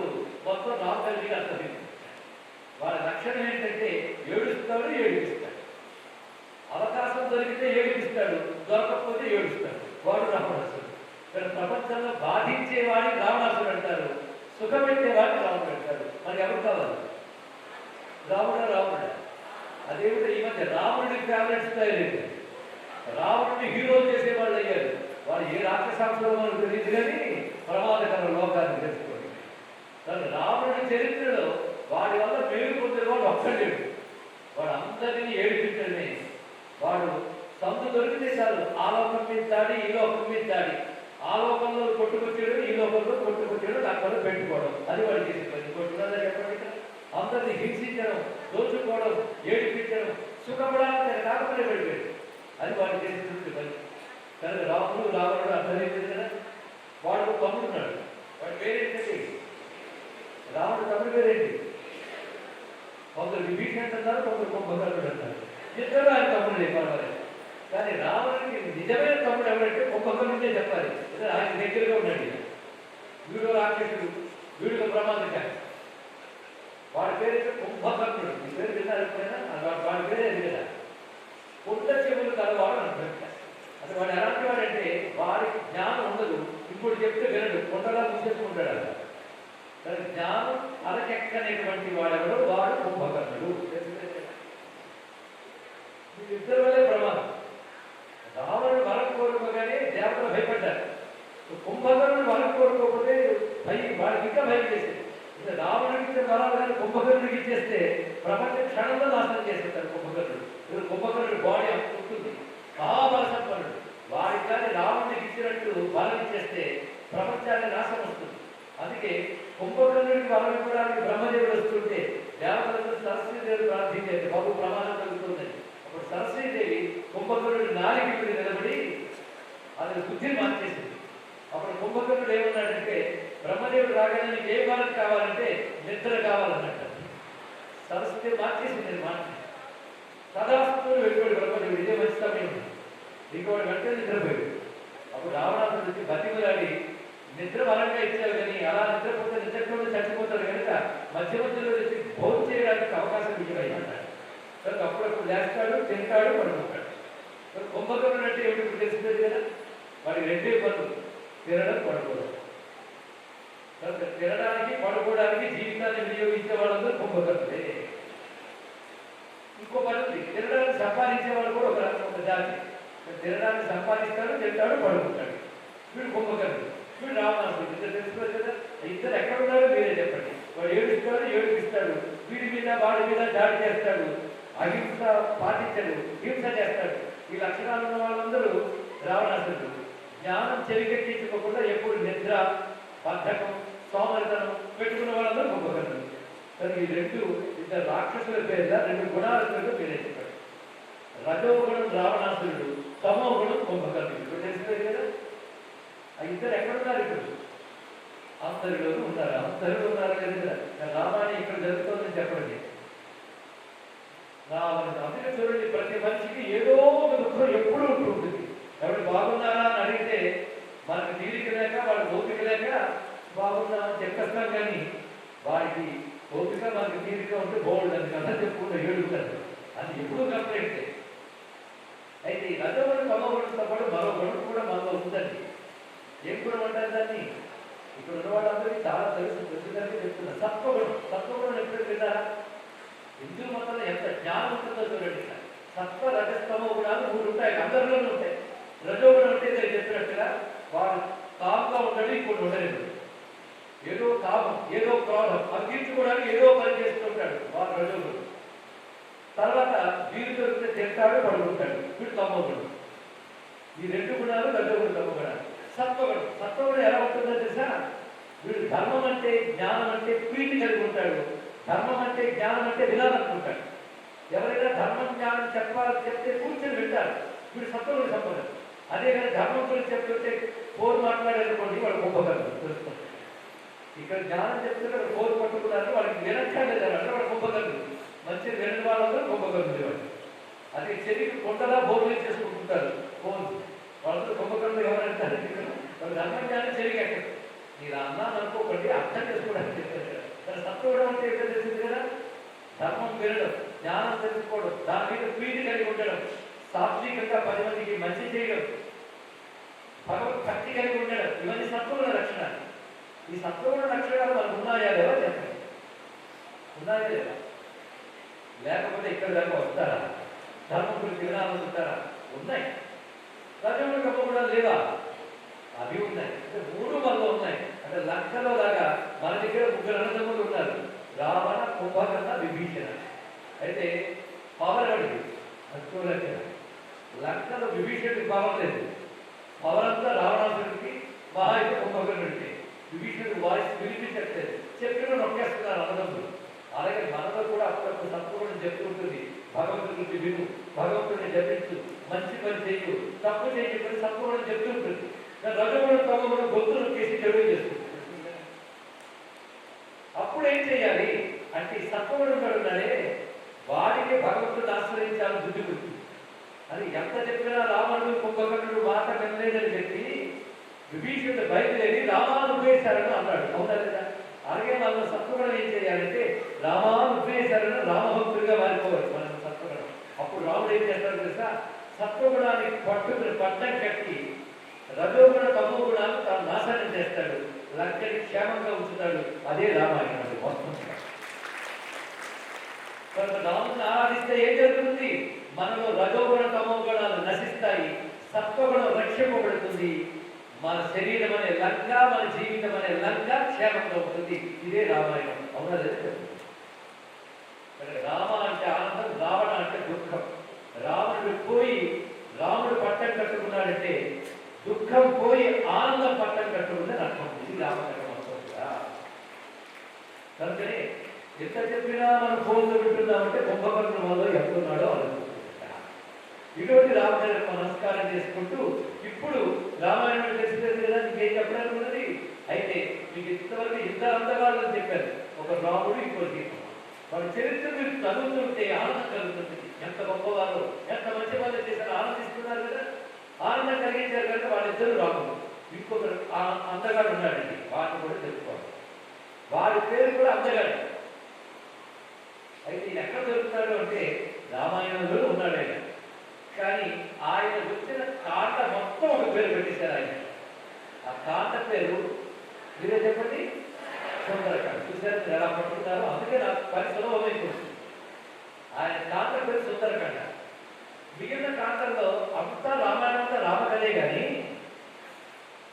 ఆ 3వ ఆయన కథ ఒక కాండలో పూర్తిగా ఆయన వచ్చేది కిష్కింధ కాండలో వస్తాడు. కిష్కింధ కాండ చివరికి రాబోతూ ఉండగా వస్తాడు ఆయన. వచ్చిన ఆయన విజృంభిస్తాడు తర్వాత కాండ. ఆ కాండ అంతా ఆయన ఉంటాడు, ఒక్కడి చుట్టూ కాండ నడుస్తుంది. మిగిలిన కాండలో అంతా రాముడున్నా మిగిలిన పాత్రలు ఉంటాయి, ఆ పాత్రల చుట్టూ కథ నడుస్తుంది. కానీ సుందరకాండలో ఒక్కడి చుట్టే నడుస్తుంది కదంతా. అది గొప్ప విషయం. ఆ ఒక్కడి పేరేంటో చెప్పండి. ఇంతమందినా చెప్పండి, గట్టిగానే పాపాలు పోతాయనండి. హనుమ, ఆంజనేయ అంతే కదా. ఒక్కడి చుట్టూ కథ నడుస్తుంది. మీరు కొంచెం ఆలోచించండి, రామాయణంలో ఒక్కడి చుట్టూ నడిచిన కాండ ఏమీ లేదు. పైగా మిగిలిన కాండాల పేర్లు మనకు అర్థమైపోతాయి కొంచెం ఆలోచిస్తే. బాలకాండ అంటే రాముడు బాలుడుగా అవతరించినటువంటి కాండ అర్థమైపోయింది. అయోధ్య కాండ అంటే అయోధ్యలో రాముడు పట్టాభిషేకం చేయాలని ఆలోచించాలని అంతా అయోధ్య కాండ. దాని తర్వాత వచ్చింది అరణ్యకాండ, రాముడు వనవాసం. తర్వాత కిష్కింధ కాండ, కిష్కింధకి రావడం. తర్వాత సుందరకాండ ఆలోచిద్దాం. తర్వాత యుద్ధకాండ, యుద్ధం చేసిన కాండ. తెలిసిపోయింది కదా. అంటే ప్రతి కాండకి అర్థమైపోతుంది. సుందరకాండ పేరు వరకు అర్థం కాలేదు. అయితే చోటు బట్టి కాండ పేరు చెప్తే దీనికి సుందరకాండలో లంకాకాండ అన్నారు. మొత్తం అదే. లంకాకాండ అంటే వెళ్ళడానికి కూడా బాగుంది కదా. రాముడు ఏ చోటుకి వెళ్ళాడో ఆ పేరు పెట్టాలి. అదే కిష్కింధకాండ, అయోధ్యకాండ, అరణ్యకాండ బాగుంది. లంకలకు రాముడు రాలేదు అప్పటికి. యుద్ధకాండకి లంకాకాండకి పెట్టచ్చేమో కానీ సుందరకాండ కుదరదు. మరి సుందరకాండ పేరు ఎందుకు పెట్టేయండి అంటే గొప్ప అర్థం ఉంది దానికి. సుందరము అనే మాటకు అర్థం ఏంటో చూడాలి. ఇందాక చెప్పాను అందగాడు అంటే ఎవరికి చెప్పాను? ఆనందం కలిగించేవాడు అందగాడు. కనుకనే సుందరుడు అంటే అర్థం ఆనందం కలిగించేవాడు, ఇది అర్థం. మరి మనం అనుకుంటాం సుందరం అంటే ఇది బ్యూటీ అని అర్థం. కానీ బ్యూటీకి ఎన్ని పేర్లు ఉన్నాయో తెలుసా మన సంస్కృతిలో? నేను కొన్ని చెప్తాను, మీరు నాకు మరికొన్ని చెప్తారు. రమణీయం, కమనీయం, లలితం, ఎన్ని సుందరం అనే అందమైన అర్థం. మరి అన్ని పేర్లు ఉన్నటువంటి సుందరాన్ని మరింత చెప్తారంటే ఆనందానికి అనేక పేర్లు ఉన్నాయి. ఏ ఆనందాన్ని సుందరం అనాలి అంటే పోయిన వస్తువు దొరికితే కలిగే ఆనందానికి సుందరం అని పేరు. మళ్ళీ నేను రిపీట్ చేస్తున్నాను, పోయిన వస్తువు దొరికితే కలిగే ఆనందాన్ని సుందరం అని పేరు. మీరు మంచి బంగారు నగ కొనుక్కున్నారనుకోండి, మీకు ఆనందం కలుగుతుంది, కాదని నేను అన్నాను. కానీ మన దగ్గర ఉన్న మంచి బంగారాన్ని పోయింది. బంగారాన్ని పోయితే ఏమొస్తుందండి? దుఃఖం వస్తుంది, బయట వస్తుంది, నిద్ర పట్టదు, టెన్షన్, కొన్ని రోజులు దుఃఖంతో గడిపోతాయి. ఆ పోయిన బంగారం దొరికింది, అప్పుడు కలిగే ఆనందం ఎలా ఉంటుంది చెప్పండి. మీరు కొత్త బంగారం కొనుక్కున్న దానికంటే ఆనందం ఉంటుందా లేదా? అలా పోయిన వస్తువు దొరికితే కలిగే ఆనందాన్ని సుందరము అని పేరు. అందుకే ఈ కాండకి ఎందుకు ఆ పేరు పెట్టారు తెలిసిందే కదా. సీతమ్మ కనిపించకుండా పోయినది, ఎక్కడ కనిపించిందో ఆ కాండ సుందరకాండ. అందుకే ఈ కాండలో అందరికీ ఆనందం కలిగింది. సీతమ్మ ఎక్కడుందా అని తెలియకుండా ఆందోళన పడుతున్నటువంటి వాళ్ళందరికీ ఆనందం కలిగింది. ముందు ఎక్కడుందా అని వెతుక్కుంటున్న హనుమంతుడికి కనబడి ఆయనకు ఆనందం కలిగింది. హనుమంతుడి ద్వారా వార్త తెలుసుకున్న వానరుడికి ఆనందం కలిగింది. ఈ పని మీద పంపిన సుగ్రీవుడికి ఆనందం కలిగింది. సీతమ్మ ఎక్కడుందో తెలుసుకోవాలనుకుంటున్న రాముడికి ఆనందం కలిగింది, లక్ష్మణుడికి ఆనందం కలిగింది. ఇద్దరికీ ఆనందం ఏ కాండలో కలిగిందో ఆ కాండ పేరు సుందరకాండ, అది ఆనందకాండ. కనుక ఇప్పుడు ఆనందకాండ, సుందరకాండ. అందుకే మనకి ఏ దుఃఖాలు పోవాలన్నా సుందరకాండ పారాయణ చేయగలరా అని చెప్తారు. ఇక్కడ ఎలాంటి దుఃఖాలను పోగొట్టే శక్తి సుందరకాండ ఉన్నది. అయితే ఇద్దరికి ఆనందం ఎవరి వల్ల కలిగింది చెప్పాలి. ఇక్కడ ఇద్దరికి ఆనందం సుందరకాండలో కలిగింది. సరే, ఇద్దరికి ఆనందం ఎవరి వల్ల కలిగింది చెప్పండి. ఎవరి వల్ల? హనుమంతుడి వల్ల. ఇద్దరికి ఆనందం కలిగించిన వాడు ఎవడు? హనుమంతుడు. కనుక సుందరుడు ఎవడు? హనుమంతుడే. కానీ హనుమంతుడి పేరు సుందరుడయ్యా, ఆయన కాండ సుందరకాండ. అది గొప్ప. ఆయన చుట్టే సుందరకాండంతో ఒకటి అవునలేదు చెప్పండి. హనుమంతుడు ఎగరలతో ప్రారంభమవుతుంది సుందరకాండ. తర్వాత లంకలో పడతాడు, చూస్తాడు, సీతమ్మ చూస్తాడు, మాట్లాడతాడు, రావణాసురుడు చూస్తాడు, మాట్లాడతాడు, అటు నుంచి మళ్ళీ ఇంటికి వచ్చి రాముడితో మాట్లాడతాడు. అంటే సుందరకాండల కథంతా హనుమంతుడు చూస్తున్నది, హనుమంతుడు వింటున్నది, హనుమంతుడు అంటున్నది, హనుమంతుడు అనుకుంటున్నది. ఆయన చుట్టే తిరుగుతుందా లేదా? కనుకనే సుందరకాండ అంటే హనుమత్ కాండ. హనుమత్ భక్తులు సుందరకాండ పారాయణ చేసుకుంటారు. ఎవడయ్యే హనుమంతుడు అది కూడా తెలుసుకోవాలి కదా. అంటే ఇంత పరమాత్మ చెప్పుకున్నానే, ఆ పరమాత్మయే సర్వవ్యాపకుడైన విష్ణువు, ఆయన శుభస్వరూపుడైన శివుడు. ఆ పరమాత్మ యొక్క శక్తియే అమ్మవారు. ఆ శక్తి సీతమ్మైంది, ఆ విష్ణువు రాముడయ్యాడు, ఆ శివుడు హనుమంతుడయ్యాడు. ఈ ముగ్గురు కంటే రామాయణం. కనుక ఆ రుద్రుడు ఎవడైతే ఉన్నాడో పరమేశ్వరుడైన సదాశివుడు, ఆయన హనుమంతుడు. అందుకే రామాయణంలో ముగ్గురు మంత్రవంతులు ఉన్నారు. విష్ణువు, శక్తి, శివుడు. ఇంకేం కావాలంటే ఆ ముగ్గురు మంత్రవంతులే. ఈ ముగ్గురు ఎలాంటి వాళ్ళంటే ఎవరికి వాళ్ళే గొప్పవాళ్ళు, కానీ ఒకరికొకరు సహాయపడుతుంటారు. అది విష్ణువు తనకు తాను గొప్పవాడే, సీతమ్మ అంతే. లేకపోతే రాముడు వచ్చి రావణాసురుడు సంహారం చేసి సీతమ్మని కాపాడాలా? సీతమ్మని కాపాడుకోగలదు. అందుకే రావణాసురుడు ఒక మాట ఉంటుంది, నత్వాంకురుని దశగ్రీవ భస్మ భస్మార్హతేజస అసందేశాత్తు రామస్య తపస్యానుమాలయ. అంటే నిన్ను తగలబెట్టగలను నేను జాగ్రత్త, కానీ రాముడు ఆదేశం కాలేదు కనుక నేను తగలబెట్టట్లేదు సీతమ్మ. అంటే తాను తగలబెట్టగలిగి తగలబెట్టలేదు. హనుమంతుడా ఒక బుద్ధి గుద్దితే రావణుడికి చస్తాడు, కానీ హనుమంతుడు ఆ పని చేయలేదు. అది రాముడు చేసి జయించారు ఇద్దరు కలిసి. ఎవరికి వాళ్ళే గొప్పవారు. అందుకే సీతమ్మ రామకథంతా నడిపింది శక్తిగా కూర్చొని. ఆవిడ వెళితేనే రాముడు చదివాడు. అందుకే మా జానకి చెట్టా పట్టగా మహారాజు వ్యక్తి అన్నారు. సీతమ్మ కూరుకున్నది రావణుడు జరగడానికి. ఆవిడ మహాశక్తి. రావణుడే భయపడ్డాడు సీతమ్మను చూసి. చూడడానికి అంతగా కనబడింది కానీ ఆ తల్లి మాటల్లో శక్తి ఉన్నది, ఆ తల్లి చూపులో శక్తి ఉన్నది. అందుకే పెద్దలు చెప్తారు, లంకని తగలబెట్టింది హనుమంతుడు తోక కాదు, సీతమ్మ శోక తగలబెట్టింది లంకని అన్నారు ఇక్కడ. ఆ సీతమ్మ శోకలన్నీ తగలబెట్టింది. సీతమ్మకు అంత శక్తి ఉన్నది. రాముడు చెప్పనక్కర్లేదు, ఇది శివుడు హనుమంతుడు, ఆయన శక్తి విశేషంగా చెప్పాలి. అయితే ఇందులో హనుమంతు స్వామి గురించి మనం ప్రస్తావన చేసుకోవాలి. అంటే విష్ణువు రాముడై అవతరించాడు, కానీ రాముడు మానవుడిలాగే దిగాడు. ఇది రహస్యం అండి. రామావతారానికి కృష్ణావతారానికి తేడా ఏమిటంటే రాముడు మానవుడిలా నడిస్తేనే తప్ప రాముడిని జరగదు. అది రహస్యం. ఎందుకంటే రావణాసుడికి వరం ఉంది, దేవతల చేతిలో రాక్షసుల చేతిలో చావదు. అంతేగాని నరమానవుల గురించి అని అడగలేదు. బ్రహ్మని తపస్సు ఏమడిగాడు? నాతో సమానమైనటువంటి రాక్షసులతో కానీ నాకంటే గొప్పవారైన దేవతలతో కానీ చావకూడదు అన్నాడు. అంతేగాని మానవుల చేతులు చావకూడదు అడగలేదు. ఎందుకు అడగలేదు? మానవుడు ఎలాగో తనకంటే తక్కువే అనుకున్నాడు, అడగలేదు. అంటే మరి ఎవరికి తక్కువ అనుకోకూడదు, అందులోనే భగవంతుడు వస్తాడు. జాగ్రత్త ఇది తెలుసుకోవాలి. లేకపోతే ఆపురాలు చూస్తున్నారు. ఇక్కడ ఒక రాక్షసుడు ఆపురాలు స్త్రీలు వాస్తవాన్ని భయం లేదన్నాడే, వాడి మహిషాసుడు. అతను స్త్రీయే కొట్టింది. కానీ ఎవరిని ఆపురాలు అనకండి, అందులోనే భగవంతుడు వస్తాడు తెలుసుకోండి. హిందూ ధర్మంలో గొప్పతన్నది. సృష్టిలో ఏమీ తక్కువ కాదు, ప్రతి దానిలోనే భగవత్ శక్తి ఉంది. నువ్వు తక్కువగా చూస్తే అందులోనే వస్తూ కొడుతుంది. కనుకని ఇప్పుడు రావణుడి దగ్గర వాటిని దేవతలు పట్టలేదు, రాక్షసులు పట్టలేదు, మానవుడు సహజంగా పట్టలేదు. అందుకు భగవంతుడు ఏం చేశాడంటే మానవ రూపంలో వచ్చాడు. అదే రావణుడిని చెప్పే వరకు రాముడు మానవుడు లాగే ప్రవర్తించాడు, మానవుడి ధర్మాన్ని చూపించాడు. అది మనకు అనుకూలమైంది. మనం మానవులను కనుక మానవ ధర్మం అంటే ఏమిటో రాముడు చూసి నేర్చుకున్నాడు. అది గొప్పతనం. అయితే మానవుడిలాగే ప్రవర్తించాడు రామచంద్రమూర్తి, ఆయనకు అనుకూలంగా ప్రవర్తించి సీతమ్మ. కానీ కండిషన్ లేదు హనుమంతుడి దగ్గర. అందుకే రామాయణం మొత్తం మీద మానుషాతీతమైన శక్తులు ప్రకటించినటువంటి వాడు హనుమంతుడు. మీరు రకరకాల మ్యాన్ చూస్తూ ఉంటారు. He man, super man, bat man, హా మ్యాన్ అని. కానీ హనుమాన్ ఆయన మించిన వాళ్ళు ఏంటంటే ఒక్కసారి పరిశీలిస్తే చిన్నప్పటి నుండి పిల్లలకి నేర్పవలసిన గొప్ప పాత్ర హనుమంతు స్వామి. అంటే ఆకాశంలో ఎగరడం, కొండని ఎక్కడం, అంతేకాదు గొప్ప క్యారెక్టర్ కలిగి ఉండడం. అది హనుమంతుడి యొక్క గొప్పతనం. అది చిన్నప్పటి హనుమంతుడు ఆలోచనగా చూపించారు.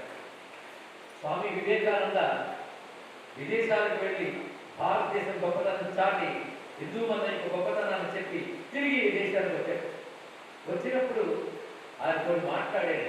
వచ్చినప్పుడు మొదట్లో మాట్లాడి మనం తిరిగి వచ్చిన తర్వాత కొందరు అడిగారు, కాబట్టి మీరు హిందూ ధర్మం గురించి ఇక్కడే చెప్పచ్చు కదా, ఆ దేశానికి ఎందుకు వెళ్ళారు అంటే, నేను ఇక్కడ చెప్తే నీకు అర్థం కాదు, అక్కడ చెప్పి ఇక్కడికి వస్తే నువ్వు పెట్టాలని అయినా అన్నాడు. రెండో మాట ఏమన్నాడు తెలుసా? ఈ దేశం నుంచి వెళ్లే ముందు నాకు ఈ దేశం మీద ప్రేమ ఉంది. ఇప్పుడు అన్ని దేశాలు చూసి వచ్చాక చెప్తున్నాను, అన్ని దేశాల కంటే భారతదేశం గొప్పది. ఈ దేశం మట్టి పవిత్రమైనది. ఇది అన్ని దేశాలు పరిశీలించాలని తెలుసుకున్న సత్యం చెప్పాడు మహానుభావుడు. యువత ఈ మాట గుర్తుపెట్టుకుంటారు. ఈ దేశానికి దేశం లేదు. రెండవ మాట. మూడవ మాట ఏం చెప్పాడో తెలుసా ఆయన? అప్పుడు భారతదేశం స్థితి అలాంటిది. 1896 అంటే 1893 అమెరికా వెళ్ళి 96లో వచ్చాడు. ఇదొక అమెరికా, ఇంగ్లాండ్ ఇట్లా దేశాలు తిరిగి వచ్చాడు. ప్యారిస్ కూడా వెళ్ళాడు. 96లో భారతదేశానికి వచ్చినప్పుడు భారతదేశం పరిస్థితి ఎలా ఉంది? 1996లో స్వతంత్ర దేశం కాదు మనకి. ఇతరులు పాలన చేస్తున్నారు. మనలో మనకి ఇన్ఫీరియారిటీ ఉన్నటువంటిది, వాళ్ళు సుపీరియర్ అనే భావం ఉన్నది. ఆ సమయంలో ఆయన భారతీయులందరికీ కలిగిన భావం ఏంటో తెలుసా? ప్రపంచ దేశాలని తిరిగి తెలుసుకున్నది ఏమిటంటే, మన దేశాలకు ఉన్న సంస్కృతి, మన దేశాలకు ఉన్న ధర్మం ప్రపంచంలో ఏ దేశానికి లేదు. అది ఒక ప్రయత్నించేది దేశాన్ని. అప్పటి నుంచి స్వాతంత్ర యోధులు తయారయ్యారు భారతదేశంలో. స్వామి వివేకానంద మొట్టమొదటి నిజమైన స్వాతంత్ర యోధుడు. ఆయన ఇన్స్పైర్ అయ్యి ఈ దేశం గొప్పది అనే భావం తెలుసుకుని ఈ దేశం గొప్పతనాన్ని బయట తర్వాత వాళ్ళందరూ చెప్పారు అని అంటాడు Netaji Subhash Chandrabose. The real freedom fighter Subhash Chandrabose. వాళ్ళందరూ కూడాను స్వామి వివేకానందను ఆదర్శంగా తీసుకున్నారు అని చెప్తూ స్వామి వివేకానంద అన్న తర్వాతి మాట ఏంటో తెలుసా? ఇప్పుడు అస్వతంత్రతలో ఉన్న భారతదేశానికి నేను చెప్తున్న మాట ఏమిటంటే, మీరందరూ రోల్ మోడల్ గా తీసుకోవాల్సింది హనుమంత్ స్వామిని అని చెప్పాడు. ఆంజనేయ స్వామిని భారతీయ యువత ఆదర్శంగా తీసుకోవాలని మంచి యువకుడైన వివేకానంద చెప్పారు. కనుక మొత్తం భారత జాతికి ఆదర్శం ఎవరు? ఆంజనేయ స్వామి వారు కావాలన్నాడు. ఒక్కసారి ఆంజనేయ స్వామి వారు ఆదర్శం ఎలా అవుతారో కొంచెం చెప్తాను. ఆంజనేయ దగ్గర 8 గుణాలు ఉన్నాయి. ఆ గుణాలు అక్కర్లేదు ఎవరైనా చెప్తే వాళ్ళు నమస్కారం చేస్తారు. 8 గుణాలు ఉన్నాయి ఆయన దగ్గర. బుద్ధి, జ్ఞానం, బుద్ధి అంటే జ్ఞానం, బలం, యశస్సు అంటే మంచి పేరు, అంటే మంచి పనుల వల్ల వచ్చే మంచి పేరు. బుద్ధి, బలం, యశ, ధైర్యం. ధైర్యం అంటే కష్టాలు వచ్చినా ప్రతికూలతలు వచ్చినా ధర్మంలో నిలబడి ఉండడం, చెప్పు చెదరకుండా ఉండడం ధైర్యం. ధైర్యం వచ్చిందండి. బుద్ధి, బలం, యశో, ధైర్యం. నిర్భయంతో దేనికి భయపడకుండా జీవించాలి. చాలా ప్రధానం. ఎందుకంటే మీకు యువత కూడా భయం వల్ల, బెంగ వల్ల, టెన్షన్స్ వల్ల, స్ట్రెస్ వల్ల ఉన్నారు. ప్రస్తుతం భయమే అనేక రూపాల్లో అనేక పేర్లతో కనబడే స్ట్రెస్, స్ట్రెయిన్, డిప్రెషన్, టెన్షన్, కలియుగంలో నిలబడే మహావంతులు ఇవే. ఇవందరికీ తెలుస్తున్నాయి. ఇవన్నీ భయం ధరించిన రూపాలే. అవి ఇసుమంతా కూడా లేకపోవడమే నిర్భయం. ఇప్పుడు ఎందుకు కూడా చెప్పారు? బుద్ధి, బలం, యశో, ధైర్యం, నిర్భయత్వం, అరోగత, ఏ రోగం లేకుండా ఉంటాడు. అది ముఖ్యం కదా. ఇప్పుడు చిన్నప్పటి నుంచి రకరకాల రోగాలు, కాస్త మధ్య వయసు వస్తే ఈ స్ట్రెస్ ఓరియంటెడ్ డిసీజెస్ చాలా. వాడికి ఈ మధ్య ఒక టర్మ్ పెట్టారండి మెడికల్లో, డాక్టర్స్ కూడా ఉన్నారు. లైఫ్ స్టైల్ డిసీజెస్ కాదు. ఇలాంటి పేరు పూర్వకాలం ఎక్కడ విన్నాం. అంటే మన లైఫ్ స్టైల్ బట్టి కొత్త డిసీజెస్ వస్తుంటాయి. అవి రకరకాలు. అసలు స్పైన్ నొప్పి అంటే వెన్ను నొప్పులు. వెన్ను నొప్పులు ఎందుకు చెప్పక్కర్లేదు. అయితే ఇలాగా లేకపోతే ఇలాగా. ఏమిటి నేను చెప్పక్కర్లేదు. అందువల్ల వచ్చి జబ్బులు, ఇవన్నీ కూడా రకరకాల డిసీజెస్. ఈ రోగం, ఈ రోగం లేకుండా ఉండడం అరోగత. ఇప్పుడు ఎన్ని గుణాలు వచ్చేది చెప్పండి? బుద్ధి, బలం, యశో, ధైర్యం, నిర్భయంతో, అరోగత, అజాడ్యం. జాడ్యం అంటే మందముడితనం, అజాడ్యం అంటే చురుకుతనం. ఏదైనా షార్ప్గా గ్రహించడం, షార్ప్గా యాక్ట్ చేయడం, అది అజాడ్యం. దాని తర్వాత వాక్పటుత్వం, చక్కగా మాట్లాడగలగడం, అంటే ఎక్స్ప్రెస్ చేయగలగడం. నీ దగ్గర ఎంత జ్ఞానం ఉంటే ఏం లాభం? అది చక్కగా ఎక్స్ప్రెస్ చేయగలిగి ఇంప్లిమెంట్ చేయగలగాలి. ఈ రెండు లేనప్పుడు ఎంత నాలెడ్జ్ ఉంటే ఏం లాభం అంటే కనుక వాక్పటుత్వం, చక్కగా చెప్పగలడం. వాక్ అంటే ఎక్స్ప్రెషన్, చక్కటి ఎక్స్ప్రెషన్ ఎబిలిటీ అది కలిగి ఉంటాడు. ఇప్పుడు 8 గుణాలు మీరు రాసుకోవడం దగ్గర రాసుకుంటే పర్సనాలిటీ డెవలప్మెంట్కి ఎంతకంటే ఇది చెప్పక్కర్లేదు. ఏమి ఉంటే చాలా ఉన్నదని చెప్పండి. మేనేజ్మెంట్ కోర్సులో, పర్సనాలిటీ డెవలప్మెంట్ కోర్సులో ఎవరినైనా ఒక మోడల్ని చూపించాలంటే హనుమంతుడి ముందు చూపిస్తారు. ఈ 8 క్వాలిటీస్, 8 గుణాలు హనుమంతుల్లో ఉన్నాయి ఇక్కడ. అది ఎక్కడెక్కడ ఎలా ఉన్నాయనేది రామాయణం చదివితే మీకు తెలుసు. ఆయన జ్ఞానం పడుతున్నాడు. షార్ప్గా అప్పటికప్పుడు డెసిషన్ తీసుకుంటాడు. ఎంత తెలియదు. పైగా మాట్లాడితే శత్రువైన మిత్రుడైపోతారు. అలా మాట్లాడతారు. అంత మాటకారితనం, అంత శాస్త్రజ్ఞానం. రాముడే ఆశ్చర్యపడిన మాటలు చూసి లక్ష్మణుడు అంటాడు, ఏమి చదువుకున్నాడు ఏదైనా, వేదాలంతా అధ్యయనం చేశాడు, అదేవిధంగా సర్వశాస్త్రంలో గ్రహించిన వాడు. ఇలాంటి వాడు అని మాట్లాడితే కత్తి ఎత్తి పట్టుకొచ్చిన శత్రువైనా కత్తి నుంచి మిత్రుడైపోతాడు. అంత గొప్పగా మాట్లాడాడు. ప్రతి మాట షార్ప్గా మాట్లాడతాడు. అంతేగాని ఒక్క మాట కూడా సరిగ్గా మాట్లాడి ఏకలు ఉన్న రోజుల్లో హనుమంతుడిని జాగ్రత్తగా చూస్తే వాడు మాట కూడా నేర్చుకోగలిగాడు. ఒకటేమిటి, ఇవన్నీ హనుమంతుడి గుణాలు. అలాంటి హనుమంతుడికి మహాపాత్ర మరి రామాయణంలో కనబడుతుంది. అలాగే రాముడు అనే గొప్ప పాత్ర, సీతమ్మ అనే గొప్ప పాత్ర. చాలా మంది సీతమ్మ అంటే అబల అనుకుంటారు, కానీ సీతమ్మ కంటే సబల బరువుదని గుర్తించుకోండి. మీరు ఒక్కసారి పరిశీలించండి సీతమ్మ పాత్ర. టీవీ సీత వచ్చి మాట్లాడుతుంది. టీవీ సీత, సినిమా సీత అశోక చెట్టు జుట్టు వెలబోసుకుని ఏడుస్తూ కూర్చుంటారు. కానీ రామాయణంలో సీత అలా ఉండదు. రావణుడు బంధించి తెచ్చినప్పుడు సీతమ్మ దగ్గర తిరిగి రావణాసురుడు వస్తే ఎలా మాట్లాడుతుందో తెలుసా? గట్టి మనకి అర్థం పెట్టలేదు. ఏమనుకుంటున్నావు నువ్వు? నీకు రాముడితో కోరిక, రాముడు 7 గంటలు కుందేడు. ఆ రామలక్ష్మణుడు లేని సమయంలో నన్ను తీసుకొచ్చావు. వాడు కానీ అక్కడ ఉంటుంటే నువ్వు దగ్గరికి రాలేదు. పెద్ద పులి ఉన్న చోటికి కుక్క ఎలా రాలేదు, రామలక్ష్మణుడు ఉన్న చోటుకి నువ్వు బాగా రాలేదు. ఇప్పుడు చెప్పండి, సీత భరిస్తున్నారా ధైర్యిస్తున్నారా? అందుకే ప్రతికూల పరిస్థితుల్లో కూడా సబ్బన్నగా ఎలా ఉండాలో చూపించిన సీతమ్మ ప్రతి స్త్రీకి ఆదర్శం అన్నాడు స్వామి వివేకానంద. అందుకే విదేశాల్లో రామాయణం గురించి చెప్తూ ఒక మాట చెప్తారండి. మహానుభావుడు Vivekananda partner of the libraries let there be Ramayana.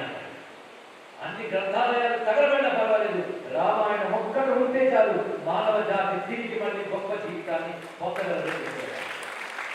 ఆ చెప్తూ మరొక మాట అంటాడు, రామాయణంలో ఒక సీతమ్మ పాత్ర చాలయ్యా అన్నాడు. ఎందుకంటే నా దేశంలో స్త్రీని గౌరవించినంతగా ఏ దేశంలో ఏ నాగరికతలో కూడా స్త్రీని గౌరవించారు. భారతదేశ సనాతన ధర్మంలో స్త్రీకి అంత గౌరవం ఉన్నది. ఆ కారణం చేతనే స్త్రీని అమ్మ అని పిలుస్తారు భారతీయులు. అది భారతదేశం యొక్క ఆదర్శం.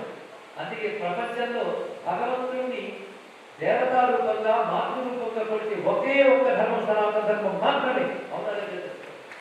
ఇక్కడ లలితాదేవి, దుర్గాదేవి, జగన్మాత అంటున్నాం, ఇంకెక్కడా కనబడదు మీకు. అంటే భగవంతుడిని పురుషుడిగా కొలుస్తాం, స్త్రీగా కూడా కొలుస్తాం. అందుకని స్త్రీని దండం పెట్టకూడదు, స్త్రీ గౌరవం లేదు, ఇతర ధర్మాలు చెప్తూ ఉంటే స్త్రీ సాక్షాత్ పరాశక్తిగా బ్రహ్మ విష్ణు రుద్రుల కంటే గొప్ప ఆదిశక్తిగా గౌరవించే దేశం భారతదేశం. అంత స్త్రీని గౌరవిస్తున్నాం. అది హనుమంతు స్వామి సీతమ్మ దగ్గరికి వెళ్ళినప్పుడు ఎంత విధంగా మాట్లాడతాడు, ఎంత గొప్పగా చూపిస్తాడు. అమ్మా రాముడు వస్తాడమ్మా, తప్పకుండా విజయం సాధిస్తాడు. రాముడు అంటేనే విజయం. మరి ఇంత ఆలస్యం చేసేది ఆయన అని అడిగితే, నువ్వు ఎక్కడున్నావో తెలియకపోవడం వల్ల ఆలస్యం అయిందమ్మా, ఇప్పుడు తెలుస్తుంది కదా వెంటనే వస్తాడన్న. అప్పుడు సీతమ్మ అంటుంది, హనుమంతుడు వచ్చాడంటే అనుకున్న పని వెంటనే జరిగిపోతుంది, కాబట్టి నువ్వు వచ్చేవంటే తప్పకుండా జరిగిపోతుందయ్యా. అంటే రామకార్యం సులభంగా తీసేవాడు హనుమంతుడు. కానీ హనుమంతుడు గట్టిగా పట్టుకుంటే రాముడు దొరికిపోతాడు, రామకార్యం జరిగిపోతుంది అని కార్యసిద్ధిపదాత అని సీతమ్మ హనుమంతుడితో ఒక మాట అంటుంది. అదే మంత్రం, స్వమస్మిన్ కార్య వినియోగి ప్రమాణం హరిసత్తమ హనుమాన్ యత్తమాస్తాయ దుఃఖక్షయికలో భవాన్. ఈ పని చేయడంలో నీకంటే సమర్థించుకోండి లేడు కనుక మా అందరి దుఃఖం నువ్వే పోగొట్టాలయ్యా.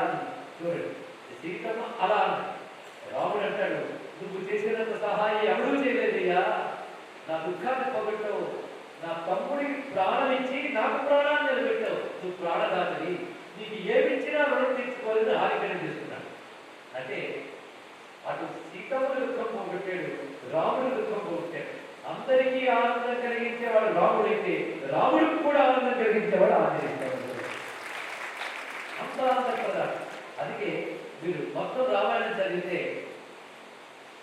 అందరూ రాముడి వల్ల ఏదో ఉపకారాలు పొందినవాడే, రాముడు కూడా ఉపకారం పొందినవాడే.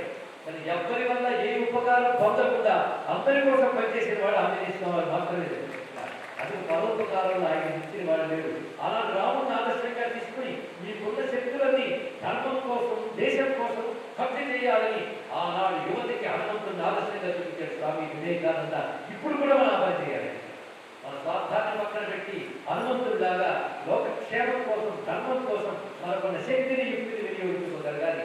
అంతేకాదు హనుమంతుడిగా ప్రతి యువకుడు తయారవ్వాలి, ప్రతి పౌరుడు తయారవ్వాలని ప్రతి తల్లి కోరుకోవాలి. ప్రతి తల్లి నా బిడ్డ హనుమంతుడిలో అవ్వాలని కోరుకోవాలి. ఎందుకంటే హనుమంతుడిలో చిరంజీవిగా ఉండాలి, హనుమంతుడిలో బలంగా ఉండాలి, హనుమంతుడిలో సక్సెస్ సాధించాలి, హనుమంతుడిలో నాలెడ్జ్ కలిగి ఉండాలి అని అనుకుంటుందా లేదా చెప్పండి. అందుకే ఒక అద్భుతమైన పర్సనాలిటీ హనుమంతుడు. నేను చెప్పిన గుణాలు 8. ఈ 8 నిజానికి అష్టసిద్ధులు. అష్టసిద్ధి నవనిధికే దాత అసలరది జానకి మాత అంటున్నారు ఇక్కడ. ఇటువంటి ఆంజనేయ స్వామి వారు సాక్షాత్ రుద్ర స్వరూపుడు, ప్రాణదాత. లేకపోతే అక్కడ ఇంద్రజిత్తు వేసినటువంటి భయంకరమైన అస్త్రానికి ఇంచుమించు వానవేయులందరూ మృతులైపోయారు. రాముడు, లక్ష్మణుడు కూడా మనం మామూలుగా ప్రవర్తిస్తున్నా కానీ మనం కూడా అస్త్రాన్ని గౌరవించామని పెడితే వారు కూడా. ఆ సమయంలో అందరూ పడిపోయినటువంటి ఆ సమయంలో అస్త్రం పనిచేయనటువంటి వారు విభీషణుడు, హనుమంతుడు. వారు బయలు వెళ్తూ ఆ రాత్రి వేళ ఎవరెవరు పడిపోయి ఉన్నారో చూస్తూ ఉంటే ఒక చోట మూలుగు నిలబడతారు. ఎవరు మూలుగుతున్నారంటే జాంబవంతుడు. ఆయన కూడా అస్త్రం ఏం చేయలేదు కానీ చాలా కష్ట వయసు వాళ్ళకి పడిపోయారు. అని లేపారు, తాత తాత అని. అది నెమ్మదిగా లేచి హనుమంతుడు పట్టుకున్నాడా అని అడిగాడు. అంటే విభీషణుడు అంటాడు, ఇదేమిటయ్యా లేచిన వెంటనే రాముడు ఉన్నాడా, లక్ష్మణుడు ఉన్నాడా, లేదా సుగ్రీవుడు ఉన్నాడా అని అడగాలి కానీ హనుమంతుడు ఉన్నాడా ఎందుకు అడిగేవు అన్నాడు విభీషణుడు. అంటే హనుమంతుడు లేకపోతే మనం ఎవరు లేదంటే, హనుమంతుడు ఉంటే మనం లేకపోయినా ఉన్నట్టే చేస్తాడు ఆయన. కనుక హనుమంతుడు అటువంటి వాటిని హనుమంతుడు. మరొక విశేషం, రాముడు సీతమ్మ కూడా అవతారం చాలించి పరంధామాన్ని చేరుకున్నారు. కానీ రామ సీత అంటే పరంధామంలో ఉన్న వాళ్ళు మనల్ని అనుగ్రహిస్తున్నారు. అలా వెళ్ళేటప్పుడు రాముడు తనతో పాటు ఉన్న వాళ్ళందరికీ కూడా దివ్యలోకాలు ఇచ్చాడు. తల్లిదండ్రులు తీసుకువెళ్ళి హనుమంతుడు మాత్రం వెళ్ళలేదు, ఎందుకంటే చెల్లింది. అప్పుడు రాముడు ఆయన ఉండాలైనా అన్నాడు. అంటే కండిషన్ పెట్టాడు హనుమంతుడు, నేను ఉంటాను కానీ నీ కథ ఎంతవరకు భూమి మీద ఉంటుందో అంతవరకు ఉంటాను చెప్పాడు. ఇప్పుడు రాముడు ఉందా లేదా చెప్పాడు, ఉందా లేదా ఉంది అంటే హనుమంతున్నాడు. ఇప్పటికీ ఉన్నాడు హనుమంతుడు. ఎక్కడున్నాడు ఎలా ఉన్నాడు అని పురాణాలు వర్ణిస్తాయి. హనుమంతుడు మొత్తం 12 మహాక్షేత్రాల్లో నేర్చుకుంటాడు. ఎందుకంటే సాక్షాత్ రుద్రస్వరూపుడు కనుక ఏకకాలంలో అనేక చోట్ల ఉండేవాడే. కానీ ప్రధానంగా కొన్ని తక్కువ భూములు ఉంటాడు. అందులో మనకు భూమి మీద తెలిసిన పేర్ల ప్రకారం చెప్పాలంటే 2 ప్రధానంగా ఉన్నాయి. ఒకటి నైమిషారణ్యం, ఇంకోటి గంధమాలం. గంధమాలం బదరీ ఆశ్రమ సమీపంలో ఉంది. అది మామూలు గట్టితో మనం చూడలేదు. అక్కడ ఉంటారని ఆయన చెప్పాడు. అక్కడ ఉన్నాడు. త్రేతాయుగం నాడు ఆడించాడు. ద్వాపర యుగం నాడు వనవాసం చేస్తున్న పాండవుల్లో భీమసేనుడు ఇక్కడ కనబడ్డాడు. ఆయన భీముడు కనబడ్డాడు. ఆయన చేసుకున్నటువంటి తపస్సు వల్ల వాటి వల్ల మనకు కనబడ్డు కానీ ఉన్నాడు తెలుసుకుంటాడు. మనకు ఆయన కనబడ్డు కానీ మనం ఆయన కనబడతాం కనుక స్మరిస్తే చాలా అనుగ్రహిస్తాడు హనుమంతుని. అది హనుమంతుడు ప్రత్యక్ష దైవం అంటారు. తలంచుకుంటే చాలా అనుగ్రహించేటువంటి దైవం ఆంజనేయ స్వామి. ఆ హనుమంతుడి యొక్క కృపవంతుల మహానుభావులు చాలా చాలా మంది ఉన్నారు. అందులో ఒకడు చరిత్రని హిస్టరీని బేస్ చేసి చెప్తున్నాను. ప్రధానంగా అక్బర్ కాలంలో ఈ సనాతన ధర్మాన్ని తిరిగి ఉద్ధరించడానికి అనేక మంది మహాత్ములు భవించారు. సత్పురుషులు, సాధువులు, మహాత్ములు ఎందరో వచ్చారు. అలా వచ్చిన వారిలో ఒకరు తులసీదాస్. కాశీక్షేత్రంలో నివసించిన మహానుభావులు హనుమత్ సాక్షాత్కారం పొంది హనుమాన్ చాలీసా రచించి ఆ తర్వాత హనుమత్ కృపతో రామచంద్రమూర్తిని దర్శించి విశ్వనాథుడి కృపతో రామచరిత మానసాన్ని రచించాడు. హనుమత్ ఆలయాలు నిర్మాణం చేశాడు ఆయన తులసీదాస్. ఆ తర్వాత మరొక మహానుభావుడు వచ్చాడు. ఆయన అన్యుల ఆక్రమణల వల్ల, దుర్మార్గుల పాలన వల్ల సనాతన ధర్మం దెబ్బతిని భారతీయుల జనసంఖ్యలు నిర్వీర్యమైపోయే బాధపడి ఆ మహర్షి బాల్యంలోనే తపస్సులు చేస్తే హనుమత్ విగ్రహంలోంచి హనుమంతుడు ప్రత్యక్షమై ఆయన రామతారక మంత్రాలు ఉద్దేశించాడు. నేనున్నా నీకు విజృంభించని చెప్పాడు. ఆయన సన్యాసి అయి భారతదేశంతో పలుమార్లు పర్యటించిన ప్రతి చోట ఆసేతు సీతాకలం హనుమత్ విగ్రహాల చేతిలో ప్రతిష్ఠ చేసి అందులో హనుమత్ శక్తిని ప్రవేశపెట్టి మొత్తం భారతదేశం అంతా కూడా రామ తారక మంత్రాన్ని, హనుమన్ మంత్రాన్ని వ్యాప్తి చేస్తూ మహారాష్ట్రలో నిలబడి ఛత్రపతి శివాజీని తీర్చిదిద్ది ఐదవ ధర్మాన్ని, సనాతన ధర్మాన్ని తిరిగి ఉద్ధరించిన మహానుభావుడి పేరు సమర్థ రామదాస్. అంటే ఈ దేశాన్ని, ధర్మాన్ని రక్షించాలంటే హనుమత్ శక్తి రావాలి, రామశక్తి రావాలి. హనుమంతుడుంటే రాముడు వస్తాడు కనుక మనందరం హనుమంతుని ఉపాసన చేసి రామశక్తిని ఆరాధించినట్లయితే మనల్ని మనం రక్షించుకోగలం, మన దేశాన్ని రక్షించుకోగలం, మన ధర్మాన్ని రక్షించుకోగలం, తద్వారా ప్రపంచాన్ని రక్షించుకోగలం. ఇది తెలుసుకోండి. భారతదేశం ఒక్కటి బాగుంటే ప్రపంచం అంతా బాగుంటుంది. ప్రపంచాన్ని రక్షించగలిగే శక్తి భారతదేశానికి ఉంది. ఇది సత్యం, ఇందులో సందేహం లేదు. ఎందుకంటే భారతదేశం సహజంగా శాంత దేశం, సహజంగా ధర్మ దేశం, ఇంకొకటి కాపాడగలిగే దేశం, అంతేగాని ఇంకొకటి ఆక్రమించే దేశం కాదు. భారతదేశ చరిత్రలోనే ఇంకొకరిని ఆక్రమించేందుకు హింసించలేదు. అది దేశ చరిత్ర. ఈ దేశ ధర్మానికి ఆదర్శం రామచంద్రమూర్తి. ఆ రామధర్మానికి మన దాకా అనుగ్రహించేవాడు ఆంజనేయ స్వామి. అందుకే సమర్థ రామదాసు, తులసీదాసు లాంటి యోగులు మనకు బోధించిన నీతి ఏమిటంటే హనుమంతుని ఆశ్రయించండి, రాముని ఆరాధించండి.